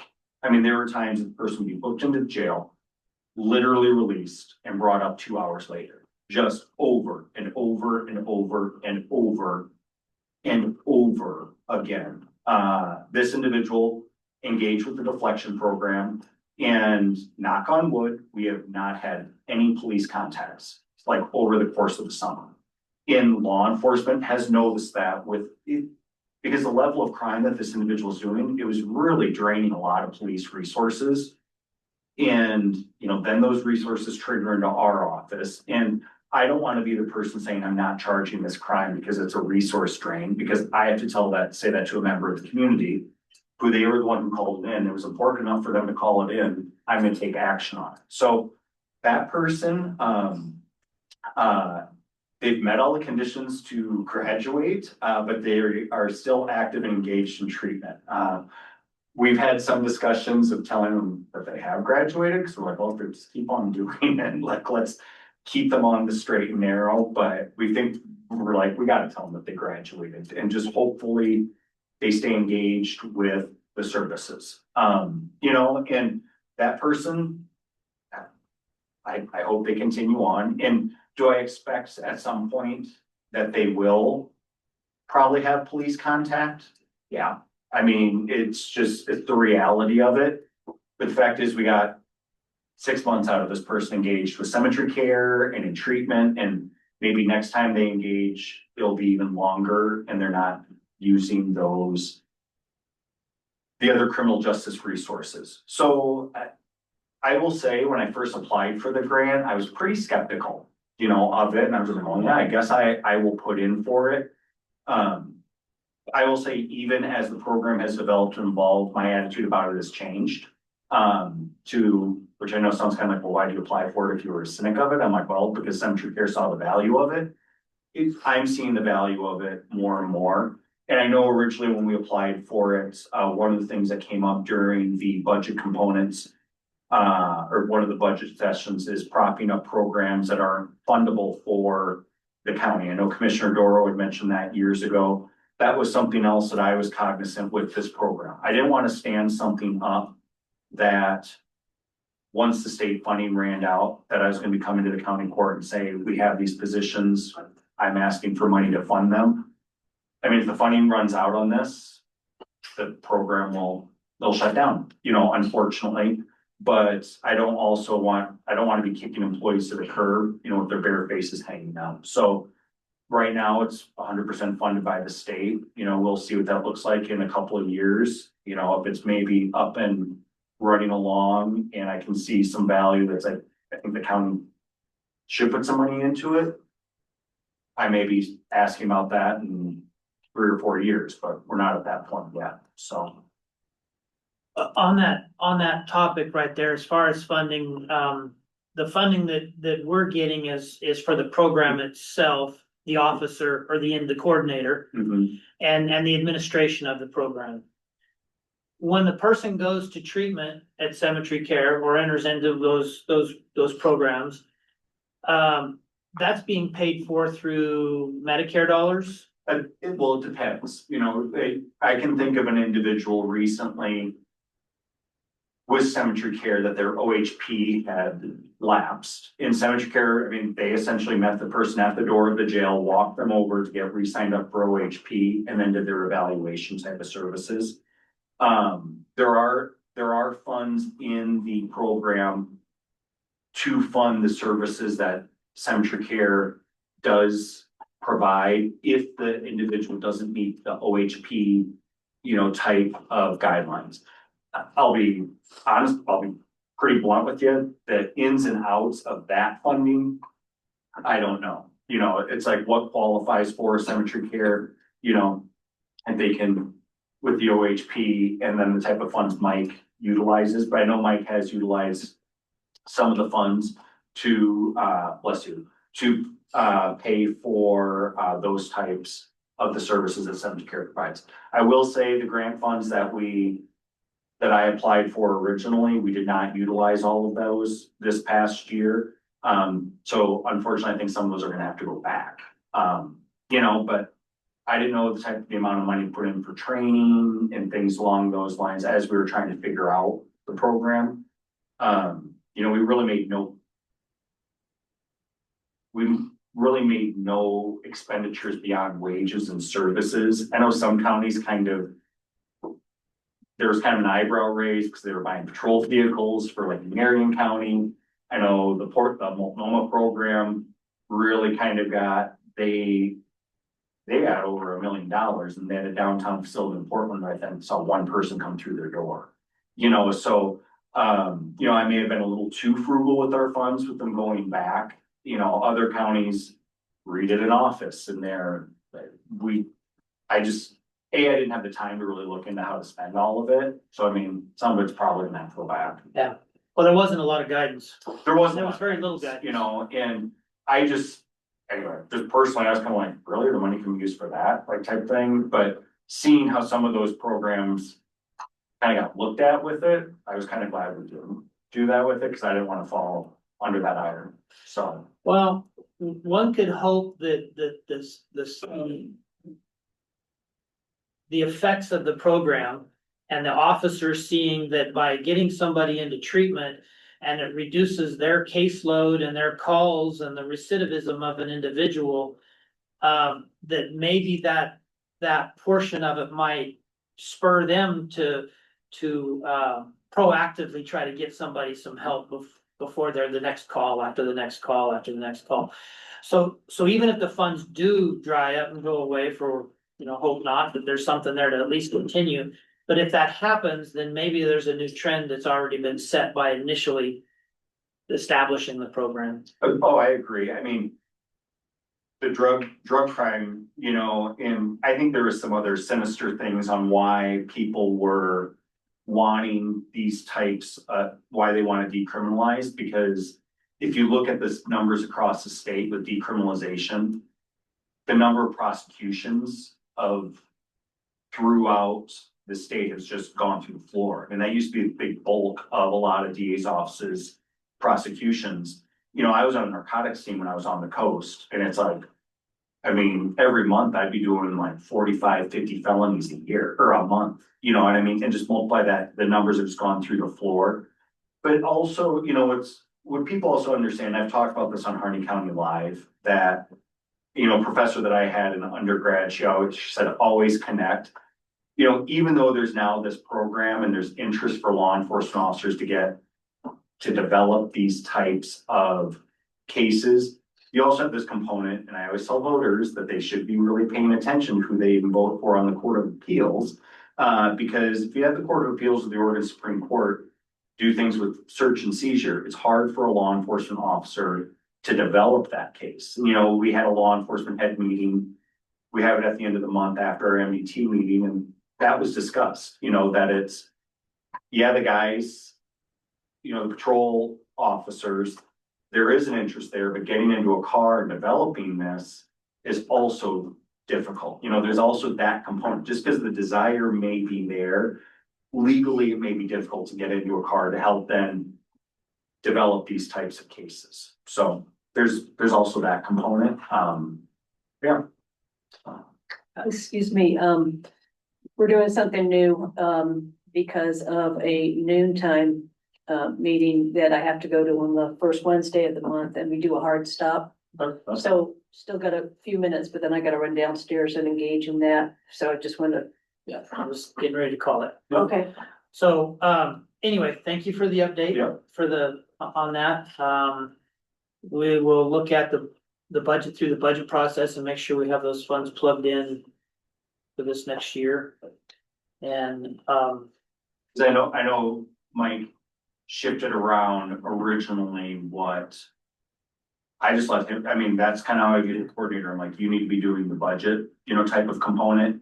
And so he comprised the budget. I didn't really have that much involvement with that this year. And I think he really drew some from where I had placed some of the money, being like, no way we would have ever spent that much in that area. I'm like, I didn't know when I originally was putting it in there. I was just trying to get it dispersed into categories. So Ryan, I appreciate the fact that when you started this, you mentioned it again today, that our participation with this program will show how a county like ours chose to try it and what those outcomes end up being and what the recommendation is and what the lessons learned are. So when do they have you write up anything at the end of each year, or anything that we can at least be cognizant of? I mean, you can, Director, I can send you 3 link to the CJC. They kind of show how each county has it budgeted out. I mean, some of them use, 100% of it for a DA's office position, and.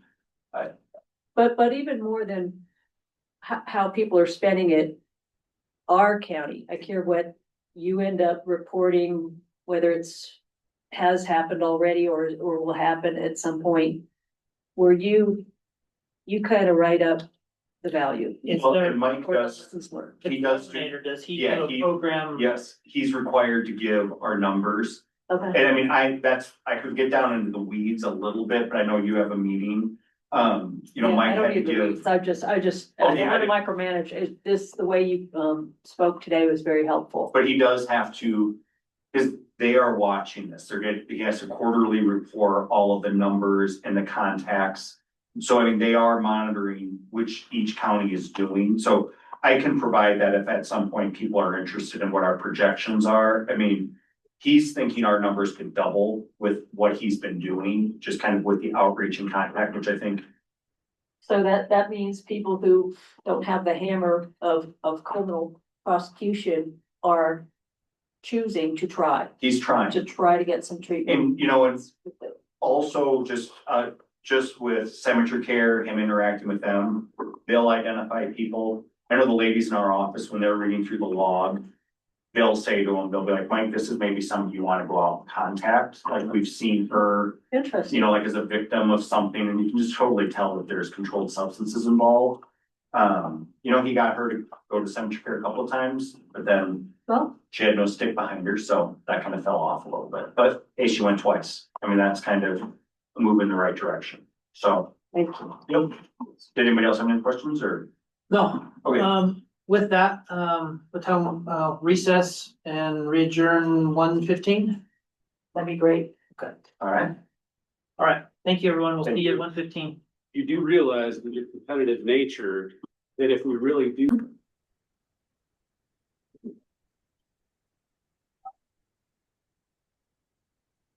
Well, that's gonna be problematic. A little bit, but I got it on audio, so the minutes are still moving. There you are, Jesse. So, are you there, Jesse? Yes, I'm here. There you go. So the question is on the fees, on the fee schedule for your program. Are those set by the state, by DEQ, or are they set by location? So both. The state sets the surcharge, which right now is $117, and that's across the state. And the surcharge, they increase that now by, I think, 3% a year. The rest of the fees were the state's fees with Grant, Wheeler, Baker, Union, and Malawa when we took over. And the state has since then increased their fees, but they were the state fees, and we adopted them so we could cover the cost of the program. If that makes sense. So your on-site fees are a two-part fee. As an example, a site evaluation is $817. 117 of those dollars go directly to the state as the state surcharge. So we don't get to set that, versus the other part of the fee is the $700 for the site evaluation. That comes directly to Harney County.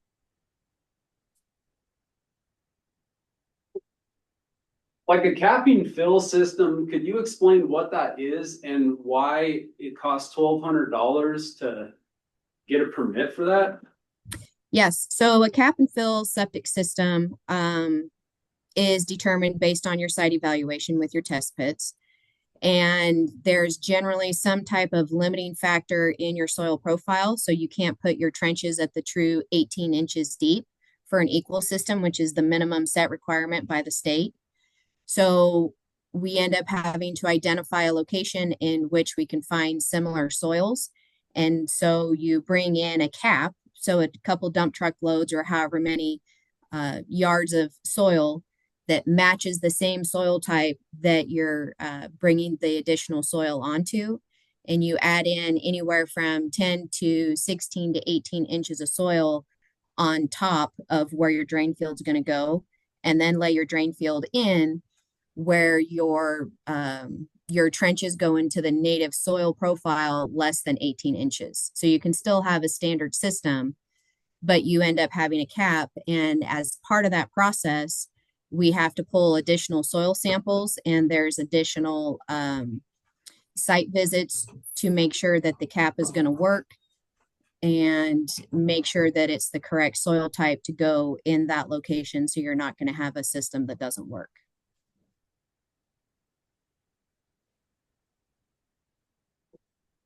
Thank you. Yeah.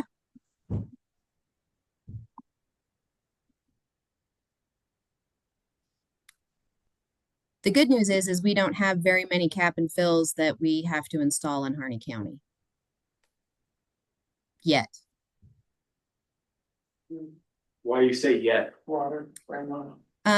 That depends on where people build. So if you look at like up by Radar, off of Radar Lane, coming up behind the reservation, there's at least 2 or 3 cap and fills up there because you have bedrock right below the soil profile or within less than 30 inches to the top of your soil. So any parcels up in that area that are divided and people build on, a cap and fill is highly probable, if not an ATT type system.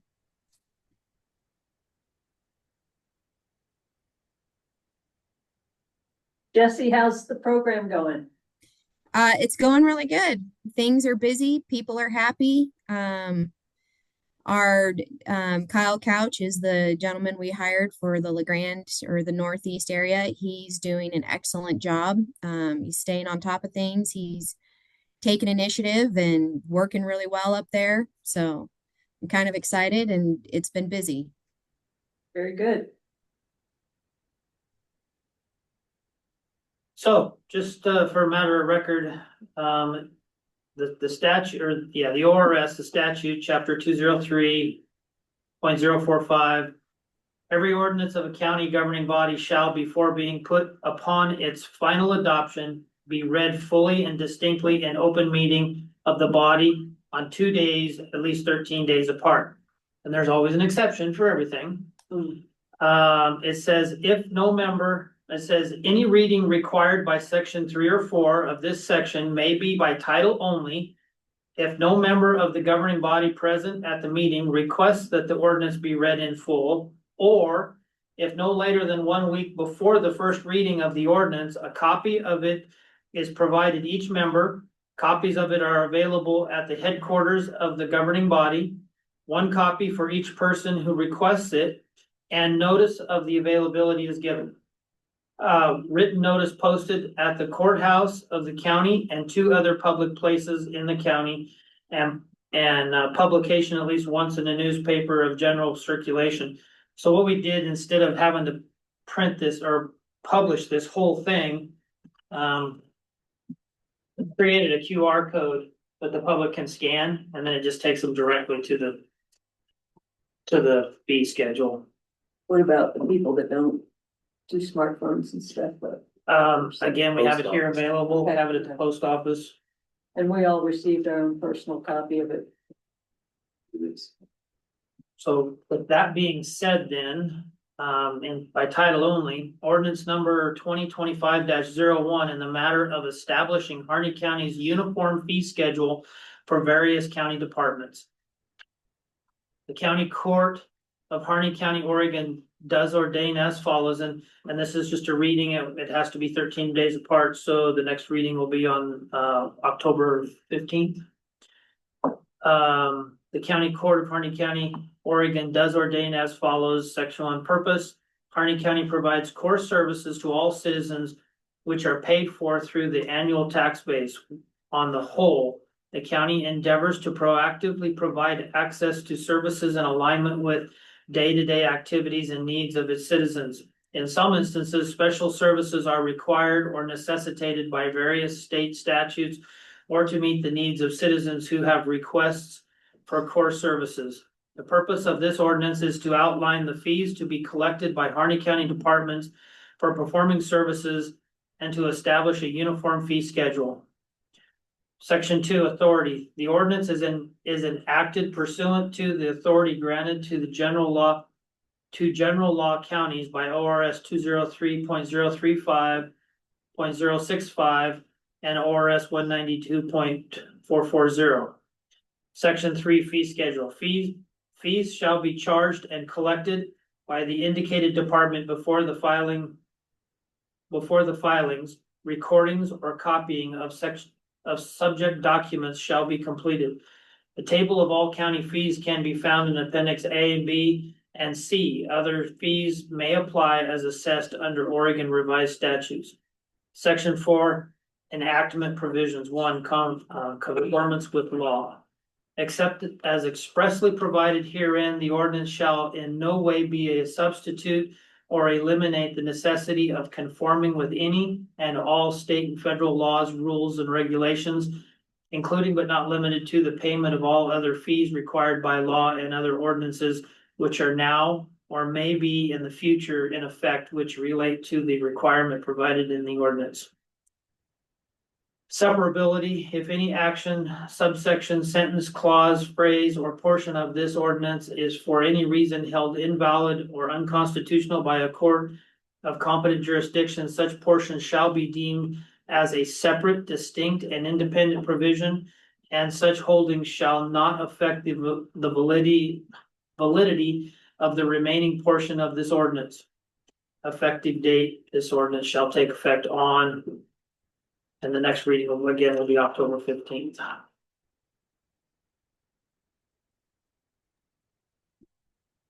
So if you don't mind, I'd just like to throw one thing in there, Bill. Yes, sir. Our goal with these departments is to create a robust building department and on-site department within Harney County. The county was spending a lot of money to support a program where most of the money was going to Salem. And so we've done that. We're actually bringing in a really good amount of money by, partnering with other counties. And our team is putting out a lot of effort on a daily basis to change this. So we don't make these decisions to raise fees willy-nilly. We try to come up with mindful decisions on how we do things. And that's why, we're here today. We're trying to balance these things out a little bit. So. No, and I appreciate the work that you guys have done in the building department. Anybody building anything, home, a business, a commercial facility, whatever, time is money.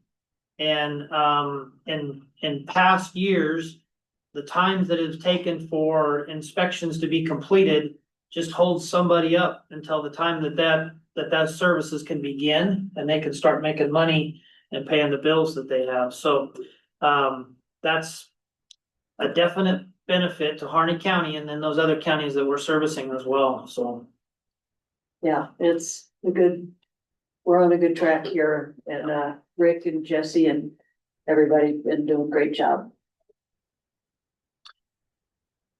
any other conversation on the fee schedule? All right, next topic, listening sessions at rural schools. We talked last time about scheduling some rural, and I didn't know exactly what to call them because they could be town halls. They're not really work sessions and they're not. What they used to be called was county court meetings in the rural areas, and we would come and we would usually invite. And so sometimes the sheriff would come, the roadmaster, we really liked him to come because that majority of the questions folks had were on the roads. And we would just come there without an agenda. We just say, we're convening a county court meeting here so that we can be with you and you can meet with us, and we don't have any items on the agenda. It's whatever you want to talk about. That's how we. So was it billed as an actual county court session? Yeah, Okay. just additional ones, So my suggestion was that we would do the Pledge of Allegiance, and convene it. Kind of like at a table. My suggestion was that we try to piggyback off of the local school district meetings in those areas. To have people that come to those, they do their school board meeting, and then we'll have an hour session or so afterwards, and people give somebody also 2 reasons instead of going one night for a school board meeting and then another night for a county court meeting that we're there on the same night. In that case, you may want to change it from being a county court meeting rather than county court visiting a school board meeting. And, Well, I mean, it was two separate meetings. We weren't there as part of the school board. I wouldn't envision us being Okay. there as part of the school board meeting. But they finished their meeting and then we start our meeting. do you know, are there different time, do they have evening, afternoon, all over the map type time of their meetings? Yeah, this is this, calendar from Harney ESD, and these are some of the times in. Like the Druzy School District Board meeting on October 8th from 6 to 7. We try and coordinate with them and maybe do a 5 to 6 beforehand, or else it's gonna be 7 to 8 afterwards. Yeah. Something like that, but I think we'll get a better attendance. I mean, we've been to the Druzy one where nobody showed up. The Fields ones are always well attended, and we would usually not be that late at night though. Yeah. And I don't think there were, no, I don't know if there had been a meeting previous, but it wasn't immediately, like we didn't walk in and their meeting was breaking up. But they are very, hungry to have a meeting with us since they're so far away, and it was always very good. Riley area was not well attended generally. Suntex, where did you Yeah, guys, Suntex, Suntex school? Yeah, they're, I mean, if it's not a good time for people, I'm not gonna be there. Diamond and French Glen, we used to alternate which one we would go to. And, Diamond would be a good turnout. The word would get out and we'd have big circuit for that meeting, just, and in the gym. And, So it was, in Diamond, it was attended, Diamond, French Glen were attended pretty well on its own. French Glen wasn't attended well, to my recollection.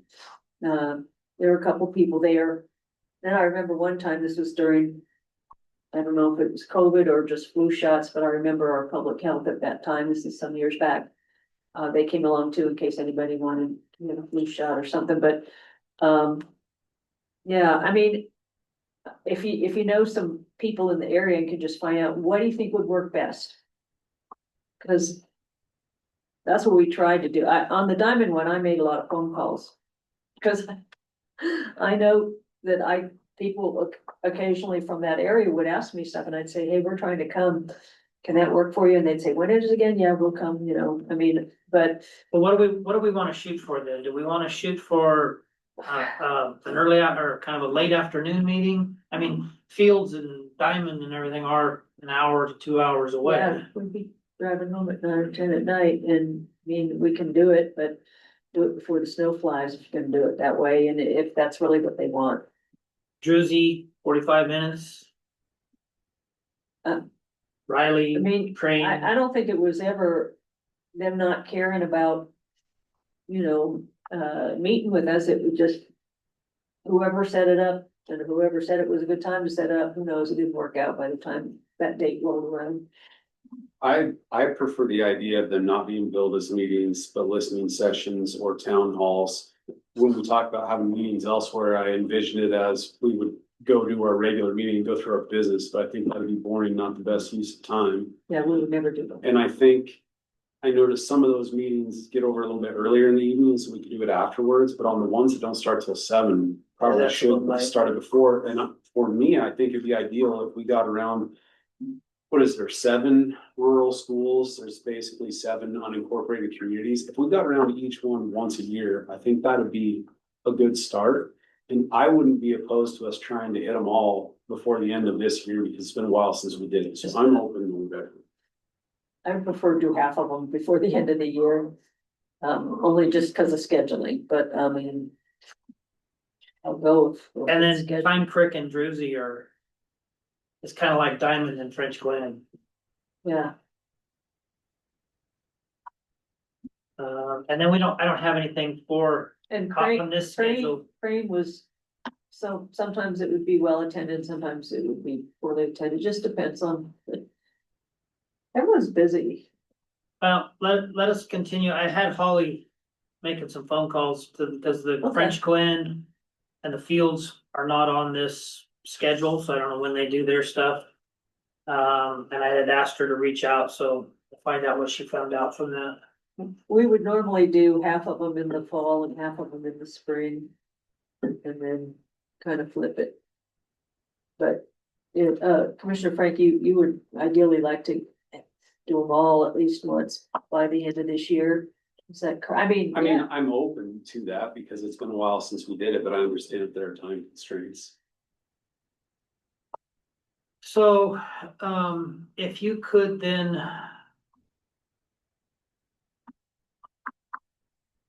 Well, what do you want us to, you want us to just pick some dates in coordination with the local communities and see what you guys' availability is, or? Or do we just wanna let Holly pick some dates and we'll go? That might not work well, let me tell you. Well, yeah, I think picking dates that are in conjunction with their school board meeting maybe get us a better turnout. So if she wants to reach out to them and start sending us some dates, we can. And she can post on our county Facebook page as well, saying, county courts planning to visit the rural communities, please let us know some dates that you think would be good for the community. We'll continue to work. I remember at one point when it first started happening, the administrative assistant would send out postcards and stuff, but I don't recommend doing that anymore. They get there late after the fact sometimes, how the postal service is nowadays. Well, yeah, and most of these rural communities work on a communication system that's neighbor to neighbor. Postcards go all the way to Portland and who knows where else before they get to where they're I mean, going. it's always a pretty drive, no matter where you go. Yeah. If it's not. All right, we'll continue to work on that and finalize some dates then. Yeah, sounds good. I think it's good to do those again. Permitting request from Lumen. From Lumen job number. I'm not sure, I hadn't seen this before I left, so this came in while I was on vacation. And I'm not sure if they're just asking for an approach request here or what they're. It looks like Eric, the roadmaster, has already filled out the form and signed off on it for this type of a application for approval of local telephone conduit and buried cable Paralleling or across the county roads. Okay, yeah, this is, So, so I know the last time we did this, it was for Wind Wave and they were putting in a line out to Crane. And they had to go underneath, they were paralleling Highway 78. But they had to go under some of the county roads that connect with 78, so. so this looks like it is still out the Crane area.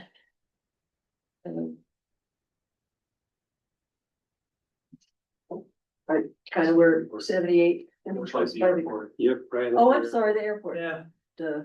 So it looks like the roadmaster has already signed off on it and endorsed it. And it looks like it's really just a formality because they're going under some of our right of ways. Is that accurate? or within, so the airport lane would be a county road. So it would be within our right of way. Generally speaking, when it's on the agenda, Eric tries to be here to answer any questions we have. I don't really have any questions. I read his comment, but I might not know enough to ask a good question on this matter. I mean, he generally knows what he's doing on this stuff. And how's liability cemetery dues? Did you want to see if you can get them on the phone, if anyone has a question? I don't at this time.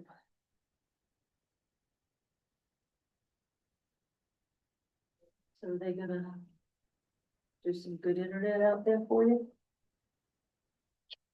Doubt it. They're probably going right past us. Well. We've seen this catering to a politician, so you're gonna be up to the lurch then. Hey Eric, how are you doing? Hey, we're in county court. I'm gonna put you on speaker. We're just discussing this, looks like a application for approval for location of telephone conduit, buried cable. Okay, I'm gonna put you on speaker. Are you there? All right. So we're just reviewing this. It looks like from the package, that this is within the airport lane right of way, paralleling. Yep, that is correct. So they've done some previous installing of conduit and infrastructure probably 4 or 5 years ago, and they're hooking to this with more conduit and some more junction boxes. Okay, are they expanding to new customers, basically? Is that kind of what they're doing? Yeah, I think it's running, and they didn't elaborate on that. They were basically, from what I pick up, they're putting more conduit and improving the infrastructure, and it looks like it's going to the airport itself. So is it gonna run all the way to the airport? Yeah, but there's already infrastructure there, so they're just adding to it and adding junction boxes. So I don't know if they're expanding as far as they need bigger conduit. I'm not really sure on that, but they're just basically running in line with what they've already got. Okay. So you signed off on this, no concerns? Nope, no concerns, any kind of, approaches or driveways, they're doing horizontal boring, so, and again, what I've told them that they need to mark and make sure that there, is plenty of markings when they're completed with the project, so where we don't have any interference with any other, future stuff, and, to make sure that, that they do boring, horizontal boring when they do that, so. All right, And they stay away from the road right of way, edge of pavement. I don't want them anywhere near for maintenance. So they're in our right of way, but I want them to be off on the other side of the ditch so it doesn't conflict with anything that we may have going in the future with the road surface. all right. Any questions? No, thanks, Derek. All right, thank you, Eric. Okay. Bye. Bye. All right, make a motion to approve application for approval for location of telephone conduit and buried cable paralleling or crossing county roads, location being Airport Lane 33003 Airport Lane. So moved? Motion's been made and seconded to, No, somebody second. you seconded? I moved. Oh, I just didn't repeat. I was making. Oh, okay, second, All right, sorry. a motion's been made and seconded to approve application for approval for location of telephone conduit and buried cable paralleling or crossing county road to wit, Airport Lane. Any further discussion? All in favor signify by saying aye. Aye. Aye, Aye. and opposed? I should have spoke up earlier, but I got a bail at 3 on the dot, so hopefully that doesn't mess us up. We're almost done with this. You know, if we go out to those rural areas, that's a good opportunity to talk about the TLT and things like that, and really have those in-depth discussions and. We'll have an open agenda, but with some topics of interest that we want to make sure we cover. And that's it for the agenda, the regular stuff, correspondence, any correspondence to include? From anyone of interest? Hope you're not getting what I had. I didn't give it to you. No correspondence? No, sir. Scheduling, meeting scheduling, regular county court session, next session will be October 15th. And again, it was a little, we weren't quite sure what we had decided on last time. Do we, at the October 15th meeting, want to start a half hour earlier? Sure. 9 o'clock for accounts payable, 9:30 for county court, regular Yeah. session? Yeah, let's try that. Okay.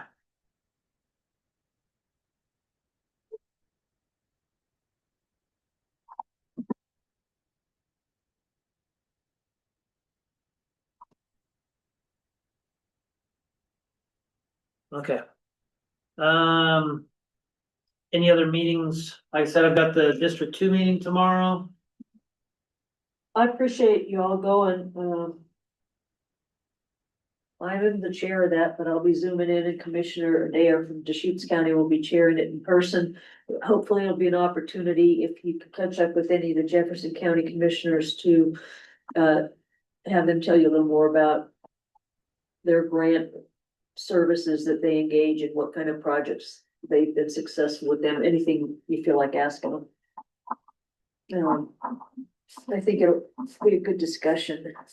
I'll have to get off of that for about a half hour, and I'll be on screen for it. It'll be a good, safe travel tomorrow. So are we gonna have a work session on the 15th for any reason? Or not? Over 15th? Well, the only real pressing topic that we had from our last, and it's, it's not seriously time critical, but I need to know. I need to know exactly what you want, what the court wants, if we're pursuing the administrator and or our form of government. I do have some job announcements and stuff that I had collected last time for county administrators. And What I'd kind of like to see is you start off by telling us you consider the administrative duties that you handle to be the following. I know that Commissioner Frank has provided some talking points or. Yeah, I did send an email that just had some ideas, just to Ideas. jumpstart the conversation, because I didn't know if we did that today. But if we're talking about the administrative duties, at least we can all understand exactly what we're really talking about, and then begin to talk about whether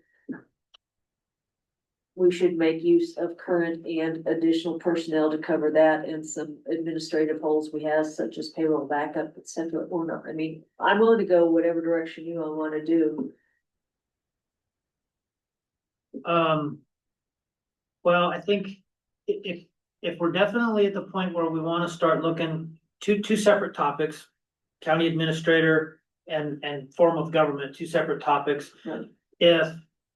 If we're ready to pursue and start looking at the feasibility of a county administrator, then I definitely, to define and identify that position's role. Yes. I do have. I wanna say it seems like we did I'll have to look through my stuff, but I wanna say it seems like we did a sample or a preliminary job description for a county administrator. I'll dig that out, and then maybe between the three of us, we'll put our edits into it and then come back with a final copy or whatever that our expectations are. Kind of like some of what you've done here probably. And actually I'll just take this maybe and incorporate it into what we had if it's not covered in.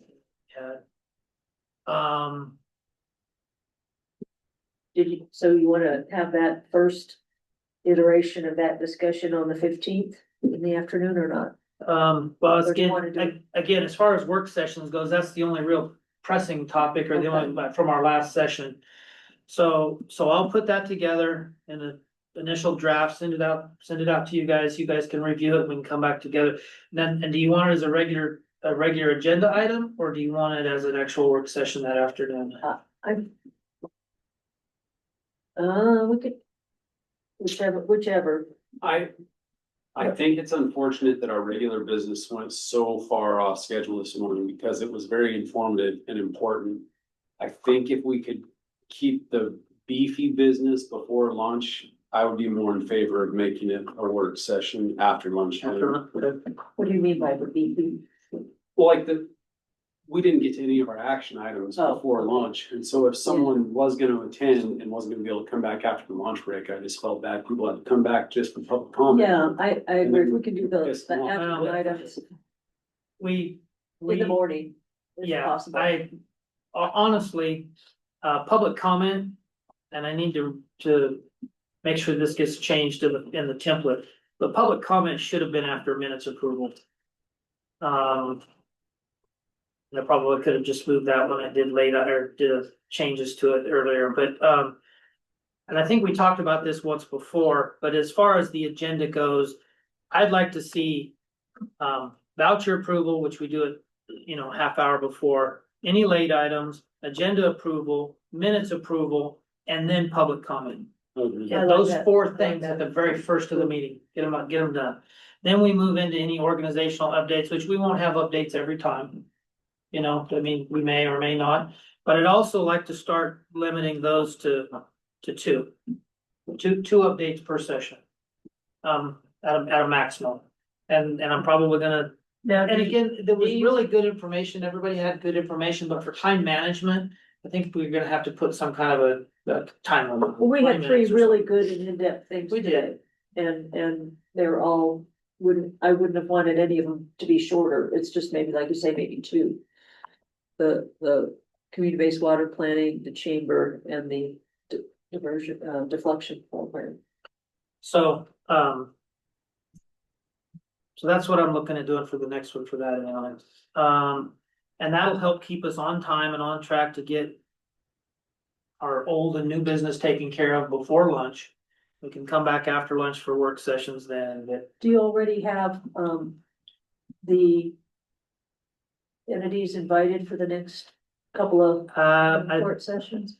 I I'd like don't to know. hear I'll have to an look at the update on agendas. what used to be called the Veterans Village, but I'm not sure what they call it now, but that and the CBSO. I mean, we still haven't heard from Brian, and I know there was things that happened, but really like to get a nice thorough update on, the County Veteran Service Officer work, how that's going.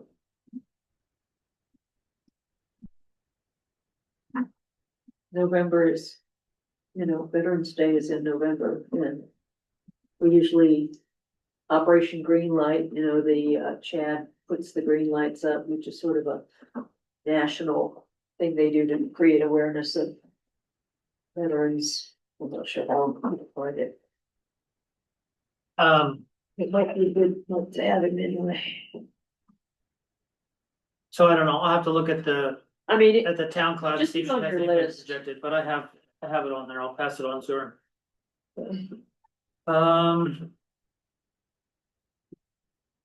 Any other meetings then? At Fair Board, first Tuesday, NRAC, or first Monday, and NRAC first Tuesday, right? Correct.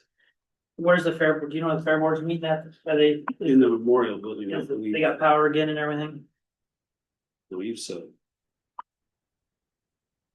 And NRAC downstairs as usual? Yep.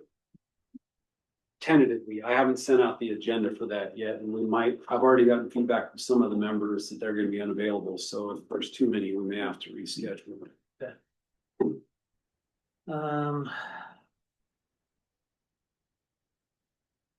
I have a TVCC grand reopening on next Wednesday, the 8th. yes,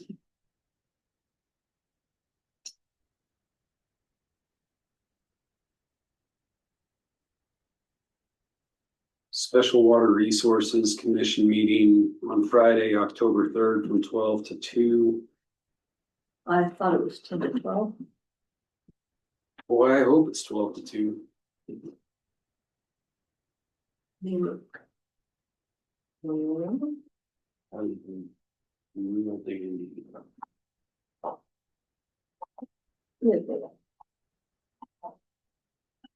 Yeah, And there's a joint stock growers cattlemen annual meeting on Saturday, the 11th.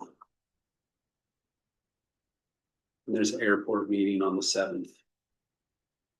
So you go to those? I went to one time and it sounds important. Oh, yeah, I probably covered last month, so I went to the one last month. It's just airport business. I mean, it's nothing. Sometimes obviously they might have a pretty pressing topic or something, but it's bill pay and whatnot, kind of like. Let's see, October. I have airport committee meeting on the 13th. You have it on the 7th? Should be the 13th. It should be the 13th, because the reason I put going is. Should be 13, 1 o'clock at the. That's what I have. I had, Yeah. conflicts with the AOC meetings, Legend Board of Directors. on those dates, so I used to be on it years ago, but, yeah, so the AOC steering committee and their full array of their monthly meetings, they're starting back, like in October, they'll have it on Friday the 10th and Monday the 13th.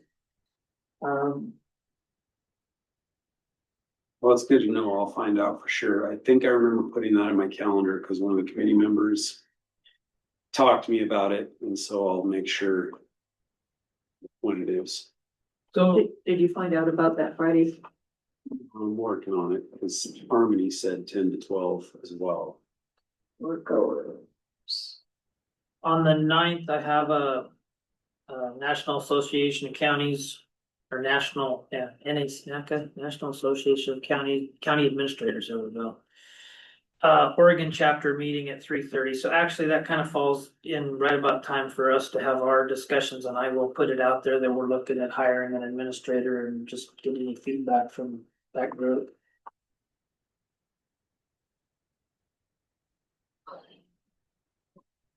That's all I got. I'm still trying to find it.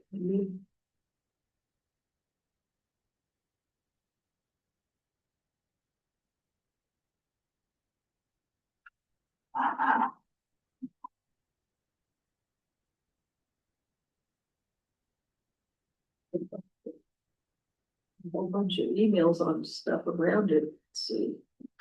I think you're right, it is 10 to 12. Can you still make it? The will move in.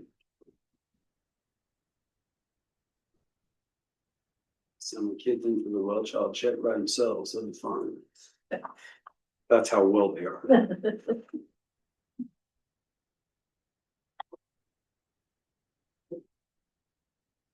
Drop them off, and if they find their way in and make their way out, then they're capable.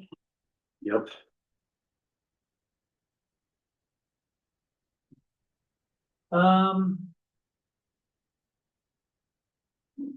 Again, any other meetings scheduled Not for of note? just wait till after the next meeting. I had potentially signed up for the 3-day training here locally, I think over at the Tribe Strategic Doing, but I haven't heard anything back since I let them know. Yeah, I'm interested, so I haven't, paid any money but that's supposedly October 2021 and 22. So I will be going to that if I hear from you. I had that on my calendar. The 21st or 20th, you said? 2021 and 22. Yeah, I have it on all day, strategic doing, 20th, 21st. It ends at 1 on the 22nd, but the other days are pretty much all day. It's good to have a training once in a while,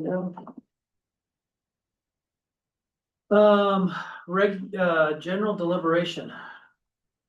Commissioner Doral, Nothing. Commissioner Frank? Just real quick, on flood mitigation, we have talked before about re-engaging Kleinschmidt and working on the funding for that. But we've also talked a little bit about some of the preferred alternatives identified in that Kleinschmidt report. And in talking with some of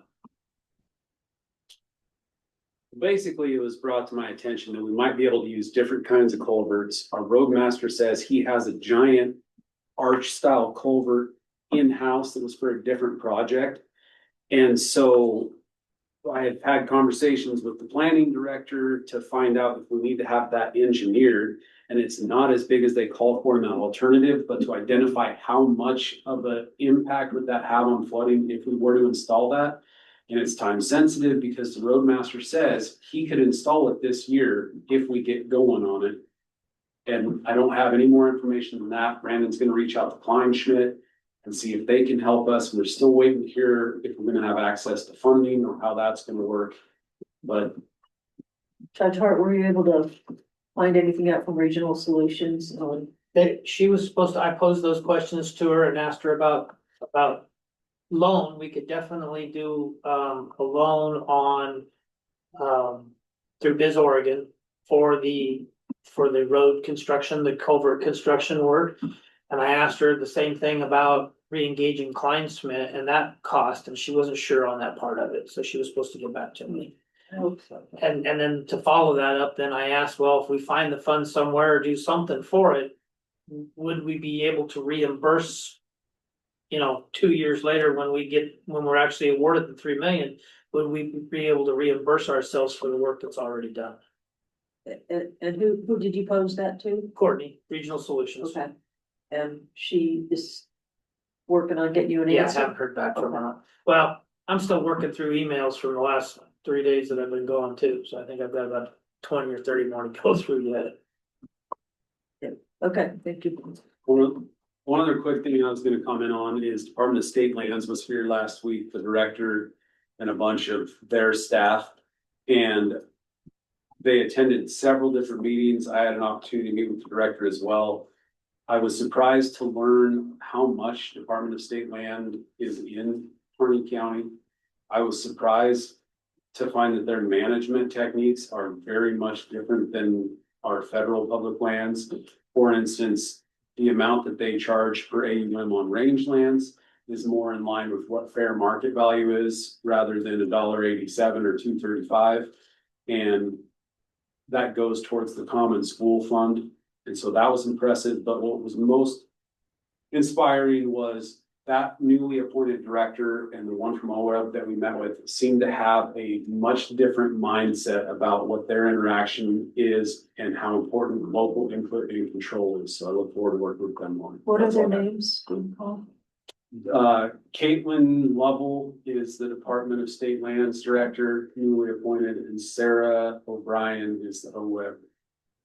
Glad to hear that. It sounds positive. I attended the CIAC meeting last week.